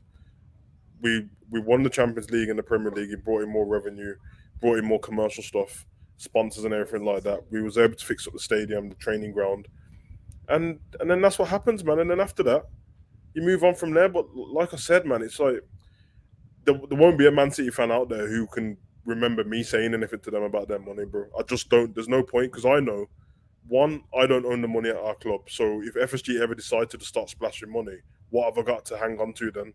I was hanging on to net spending, and all of a sudden it's like, obviously Klopp at the time when he said he doesn't want to have to spend that much money on a player. That was ages ago. And he even said the other day, I forgot I said it, but listen, the times have changed. Inflation's happened. People cost more money. Time changes. So that's inflation. Yeah. So that's like, if what he said back then, if everyone went, I'm with Klopp, I'm never spending that much money on a player. All right. And then Van Dijk gets brought. And then what do we do then? We don't want him. Right. Put it this way. Put it this way. When I first started drinking when I was 18 years old, when I started going to the pub when I was 18, that was, I was born in 81. So, yeah, it was a while ago. So, when I started drinking illegally, was allowed to go to the pub, I think a pint cost me £2.20, right? So, a pint of beer cost me £2.20 when I first started drinking. So I can go to the same pub right now, and a pint would cost me a £5, right? Yep. It's called inflation. Things go up. It's the same with players, yeah? So, but now I know a pint costs me a £5. I'm not going to drink 7 pints in one night anymore, because I can't really afford to. But I'll maybe drink 3 or 4. And it's the same with players. You look around the transfer market and all that, and the way what players cost now, and you're like, right, I know I need players, yeah, right, but it don't make business sense to go and spend 300 million on the players we need, and then not recoup any of that back, because that's going to put us down for years to come. It's just business. Yeah. It's just business sense. Like moving house and buying a shit fridge just to wait for 6 months to buy another fridge, because that was going to fall apart. It's just I People keep doing this. Klopp's wasting the best years of these Liverpool players' lives. How is Klopp? They're the ones playing on the pitch, bro. What are you talking about? They're the same players that won trophies already, bro. So. Yeah, and my favourite one is where FSG are ruining Klopp's legacy. Like, that's my favourite one. Like Klopp goes home every night to his wife and goes, "Fuck me, this club's ruining my legacy." Oh man, I've seen it all. I've seen people calling Klopp Arsene Wenger and that. And the most disrespectful thing about Klopp ain't a yes man. You actually seen Klopp talk. But the most disrespectful thing about that is, why is everyone talking about Arsene Wenger like he's a bum? Arsene Wenger was a quality, world-class manager who managed the top club for over 3 Premier Leagues, 5 FA Cups and that, bro. He's not a bum, bro. And he changed football in England. Let's face it. He changed football in England. He changed the culture. This culture in football used to be like beer swelling, footballers, gambling, and it's all stopped now. The man coached an elite side for over 20 years. He's not. I compare Klopp to Wenger. I think it's a compliment. It's just, I get sick and tired of it. I think we're so I think the generation we're in now is the most entitled generation I've ever seen in my life. And it's not just with football either. It's everything everything in life. Everyone thinks they're entitled to everything in life now without working for it. And it does my head in. And I didn't grow up like this as a kid. When I was a kid, I grew up. If you didn't work for something, you didn't get it. It's as simple as that. And I watched my parents graft, for no money, literally no money, graft, just so me and my sisters had great Christmas presents on Christmas Day and things like that. You know what I mean? And now everyone thinks they're entitled to the new PS4 when it comes out, or the PS5. You know what I mean? We're just in this entitled world, and it pisses me off sometimes because people have forgot what it's like to graft and how hard life can be. How long ago did we win the trophies? February was one in it, and then the other one was like February and April, wasn't it? April. Yeah. And we're in flipping August, and it's already done. That's how much it's done, and it. The success is basically what you like telling me is when we want to win them FA Cup and League Cup, and you get like a week to be bothered about it, and it's done. That's it, and then we're just flipping heck, man. If that's the case, don't even want to hear anyone talk about Liverpool being the most successful club in England anymore, because the FA Cup and League Cup don't matter. So if you take them away, we're not. So we're not successful at all. We're not. Man U's the most successful club. It's all right. Big up, Pat, man. That's a really nice message, man. And this is why you're the best Liverpool channel out there. Level-headed, honest opinions, not biased bullshit. No, I mean, thank you. Big up, Pat, man. You know, I'll always big up my own club because it's my club, you know, but I can, you know, I'm not going to sit here and pretend everything's rosy. There's no problems and things like that. Right. You mean I criticize, I praise, but I'm an adult, so I do things my way, and if people like it, they come and watch me and subscribe to me at the end of the day, and it's working so far. So it's just who I am. Naturally, I am. I'm like this with everything in life. I look at everything, you know, I just look at things. Sometimes I have a really positive outcome in life. I think too positively sometimes, and Lauren Aston not to be back sometimes. And, you know, and I can look at things like I can see an issue there, but we can work around that issue. And I know in a year or so time that it's going to be the best thing that's happened, but it's just going to take that long to get there. And I look at that with football as well. I look at football. When Klopp came in, we was in a shit place. It took him about 3 years, but once he'd done 3 years at the club, got his feet under the table, started getting the players he wanted in, you started to see success coming in. So can I criticise Klopp at the moment for some of the things he does? Of course I can, because no one's above criticism. No one's above criticism. Love the man to death. But I've criticised him the last week or so, some of his tactics and things like that. I might be wrong, but, you know, it's just, you know, I look at, as I always say, life to me is like two sides of a coin, you know, or a sandwich. You have you got your positive, your negatives, the meat in the middle, and the positive. And that's how I look at life. That's how I look at life. For me, yeah. The criticism thing, yeah. Because I know loads of fans think that I don't criticize anything, can it? I just come on and I'm trying to be the voice of reason. But the thing is, it's because no one ever wants to talk to me about actual football. They just want to talk to me about business and FSG constantly. Exactly. When it's on the pitch, that's the one time that I can actually I can see with my eyes what I can see on the pitch. So if I think something's wrong, or I would do something different, obviously I'm not the manager, you know what I mean? But I've played football at a high level. I've done coaching and stuff like that as well. Doesn't really matter, because if you watched it long enough, you can pick up on stuff. And then you go, oh, I will do this and I will do that. And then sometimes you'll think to yourself, I got this right, even though technically you didn't. You're not going to get a prize for it. And, you know, then club will do something and like, oh, it worked hard that time. And, you know, even on the stats, will show you that, like, we rarely lose games. It's very, like, few and far between, man. It's like, it's probably average about 2.5 games a season or some rubbish like that, which is, so it's out of 38 games, by the way. It's not much. Probably draw a little bit more. Man City's percentage is a little bit higher than ours. The number of points that they've accumulated over the last 5 years compared to ours or something, it's probably like 2 points extra or 3 points extra. So my problem is when everyone starts criticizing about stuff that technically, like, it's almost not real what you're criticizing, because you can't see it. You don't have the books on FSG. You don't know what's going on behind the scenes. You don't know what Klopp said. You don't know about any of the contract stuff. You don't know about any of the transfer deals. Everyone is just making stuff up, like constantly making stuff up. We're in for this guy today. We're in for that guy today. And then I watch Klopp's press conference and he says nothing. No, I've had enough of Pep Linders because the style of play that he's doing. What are you talking about? Klopp's the manager. He starts at Klopp. When does it? I've never heard this rubbish in my life, brother. And if Man City lost the game while Arteta was there, I didn't hear anyone go, it was Arteta's fault. No, I've never heard it. Our number two has got the most. I mean, I spoke about this the other day. I don't know a number two who has a bigger face in the than our number two does. But that's just the way we are as a club. I think, you know, Klopp likes it as a family, don't he? He likes it as a family. You know, he's the head of the table. Roman Reigns. And, Klopp's literally the head of the table, and then everyone's around that table.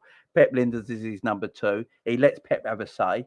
He doesn't mute him. He lets him talk. He lets him get in front of the camera. But Klopp's in charge. Anyone don't think Klopp's in charge is mental. Okay. Even though that you said all of that, it's still a bit of a myth, bro. People are mad because they're mad about other stuff and bringing up this. Because the reason why I know this, because go and look at all the platforms where you've seen Pep Linders' face, bro. It's just normal LFC YouTube channels and stuff like what we're supposed to see him on. And every time anyone's heard him speak on a press conference, it's not that he's decided to talk over Klopp. It's because it's either a League Cup game or Klopp's not there. It's a fact. Yeah. I think it's because he takes the League Cup. I think that's what a lot of people think is, ain't it? Because he takes the League Cup press conferences, don't he? And but I've been saying it all along though. I think Klopp's getting him ready to take over him. That's what I've always said. And this is Klopp's just building him up. And why wouldn't you? I mean, that's what some managers do. We did it all the time. Paisley was number 2 to Shankly. Fagan was number 2 to Paisley. You go back all the way through history. It's sort of been like that with Liverpool. And, Barcelona, Pep Guardiola was in charge. And I can't remember the geezer's name who was his number 2, but Pep was building him up to be, take over him when he left. I know he passed away through, I think he had cancer, the poor man. But, he's very successful with Barcelona. So, yeah, maybe it's just the way it is. It's a social media world now where more things are being shown for PR for the club anyway. Liverpool are known as like everything's around the culture of Liverpool and it's all integrated and it's like a family vibe and all this stuff and that. So no better way than showing that the staff have a family vibe. That's why they have the LFC inside constantly and show all these things or have little quizzes between the players and stuff. Yeah, I love it. It's like no one. Just remember this. This is the thing I want to give everyone. Not one of yous were moaning 3 months ago. Not one of yous. And Pep Linders was talking more 3 months ago than he is now, just because he's brought his book out. But no one mind. No one. When we won the FA Cup, no one cared. We won the League Cup, no one cared. When you thought that was going to catch up with Man City, nobody cared. And when you thought the Champions League was going to get won, if we won it, everyone would be like, "Oh, can't wait to see that Pep Linders book. See what he said about Champions League final." But because everything in there's about flipping FA Cup and League Cup, everyone's got a problem, mate. Listen, that is very, very true. Everyone's in the mud with this kind of thing. I can't wait for shut the transfer window tomorrow, man. Let me just enjoy football. Yeah, that is very true. Yeah, that's it. Villanova, he took over from Pep. Jamie, question: what is Roy Evans' legacy at Liverpool? Was he a nearly man? Roy Evans wanted to go back to that old-fashioned style of Shanks and Paisley and stuff like that, and didn't quite work. Remember, Roy's been there forever. He played for the club. He played under Shankly, then he coached under Shankly, under Paisley, under Fagan, under Dalglish. The man was there forever. He picked up so much knowledge, but he was too nice. I think Robbie Fowler said it. He was just, the players weren't scared of him. The players weren't scared of him. So, if things weren't going right and they went in at half time or the training after the game they lost or anything like that, they didn't go in fearing anything because he was just too nice of a man. Managing weren't for him. But he did all right in the league. If you go back and look at Roy Evans' league positions, they weren't actually that bad.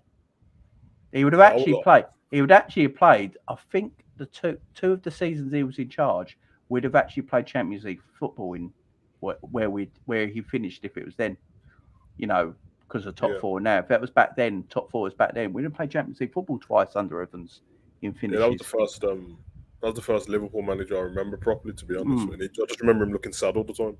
He never was smiling. Yeah, I just remember him with a straight face, sad. And then Thompson behind him making loads of noise. That's all I remember as a kid, man. Yeah, I love Phil Thompson. Big up Phil Thompson. But yeah, guys, I just wanted to get that off my chest because it bloody irritates me with all this, this ownership stuff. It's just got to stop. We spend money. We spend lots of money. We recruit lots of money. In my opinion, it's good business. If you ask any quality, world-class businessman out there, you spend a lot of money, you make a lot of money. It's good business. That is what you do. You don't give away money for free. You just don't. So times have changed, and it used to be that you couldn't make it. You would never buy a football club back in the day if you wanted to make money because it didn't make sense. But times have changed, man. But I just checked the date, and the transfer window doesn't close until the 1st of September, which is killing me because that means there's another 2 weeks of this trash. 2 weeks of shit. But oh my god! Bro. Hopefully, look. I do think we're going to get a player in. I think Klopp's looked at it, and I don't think he's bending because I don't think Klopp bends. I really don't. But he's always said he's willing to buy somebody if something comes available that they're scouting. That's the big thing, scouting. Now, that's why I said the other day, Liverpool might bring a midfielder in that no one thought about because that's how we sort of do it. No one knew we were scouting Jota. We scouted Jota for 2 years, and then we bought him. No one knew that. It wouldn't surprise me if we did go and get somebody in that we've been scouting if they're available. If they're available and the price is right, it wouldn't shock me if we do business in the next 2 weeks. And with Cater as well, if he doesn't sign his new deal, I think they might even move this summer because I've said it already. If you lose Cater in the summer, Milner in the summer, Ox in the summer, you've got to replace 3 bodies. Plus, we already know we need 1 as well extra before them 3 left anyway. So I've said it for a while now. I think we'll get 1 this summer, 1 in January, and 1 next summer. That'd be 3 midfielders in 12 months. I agree with 2 of them. I don't think Ox is being replaced on. I think Bajcetic is going to be one of their spots. Yeah, he could be one of the spots. He's starting lineup already, and obviously he's in there now because Curtis is injured. But once Curtis comes back, I think he'll be the spot, and he'll be a year older as well. Yeah, so it's going to be an interesting time. But yeah, I wouldn't be surprised if that's how we're doing. Like Diaz was out of the blue as well. Yeah, we're scouting him for a while as well. You know, so when you see all these headlines, you know, that's why I'm more believable when we see someone like Castillo or someone like a Xander Berg that comes up because I'm like, right, they're not names that anyone's been talking about. So, and Xander Berg's the one for me. I can believe these 2 more than any other transfer rumor that's been out in social media since the transfer window opened this summer. I agree. Because they're more to the thing that are Liverpool targets, and they're more to the thing that what a Liverpool target is. And when you look at the player that they are and that, it just sounds like a Liverpool transfer to me. And I think Liverpool badly. Well, I saw it on Sky Sports News the other day. When Sky Sports News started talking about it, you know, it looks like it's serious. It does look like Liverpool desperately want Jude Bellingham. Yeah, they mentioned it yesterday as well. And that looks like that's going to be trying done next season. But Liverpool know that 1 ain't enough, and Jude Bellingham's going to be a big outlay. I'm just saying, man. If it's Xander Berg and Bellingham, and that's it for the midfield, and then Bajcetic gets into the first team, which he seems like he's there already, and then we go and sign somewhere on the right hand side. Yeah, it's not too bad. It's not too bad. It's not too bad at all, man. But listen, the Xander Berg one seems real to me because the Casado one, I know everyone's raving on about it now, but he's played 10 games for Brighton. So unless they were watching him before he got to the Prem, which is kind of mad because they wouldn't have to pay that much money for him to go in before. Xander Berg, it was the season in COVID when they played against us for Sheffield United. That's like 3 seasons ago now. So it's a long enough time. Usually we're watching players for like 2 seasons anyway. So I think it's probably more realistic, and he's good, man. He's good. He plays very simple, and that's what we need. Simple, strong. Win the ball back, pass it away. That's all I need, bro. I don't need anything fancy. No, exactly. Same here for our system. All right, before we go, guys, I just want to let you show you this. So, yeah, Football Content Awards, guys. They got a thing for smaller YouTubers for Newcomer of the Year. If you want to go and vote for me for Newcomer of the Year, guys, I'd be appreciated. Their website is there and their Twitter right there, guys. So, yeah, they look at like new channels, small channels, stuff like that. So. And if you wanted to go and vote for me, guys, at Football Content Awards. I'd be appreciated, guys. I would. Yeah, voting is opening now. I'm not going to make you do it if you want to. That's all cool. Yeah, I was about to say that you should put the link in the description. Yeah, I'll do it after this actually. And yeah, guys, it's there if you want to, guys. I'll put it in the description of all my videos, and yeah, go for it, guys. What I do, if I get the website up, and then right, hang on. There we go. There we go. Let's see if this works. They don't usually let you sometimes. See if that goes in. There you go, guys. There's a website there, so you can go and vote there, guys. You can put your go to I think it's they've got loads of different options. I mean, a lot of this goes to all the big YouTubers, you know, like Redmin and all that sort of stuff. I think they won a few times, but they do acknowledge the smaller, brand new channels and stuff like that. So yeah, give it a go, guys. Just whack it in there. I'd appreciate it. I really would. But guys, that's going to be it for us. It's 2 hours. It's 1 a.m. It's SmackDown time. And Toxic Attraction are on SmackDown tonight, so I'm definitely going to watch. Yeah, man. Get that reaction done, bro. So big up to everyone who came in tonight. I do appreciate it. Me and Savage always appreciate you guys coming in. And guys, we will chat to you soon. Hopefully Sunday at R4 I'll be doing a watch on. So big up to you then, guys. Sleep well.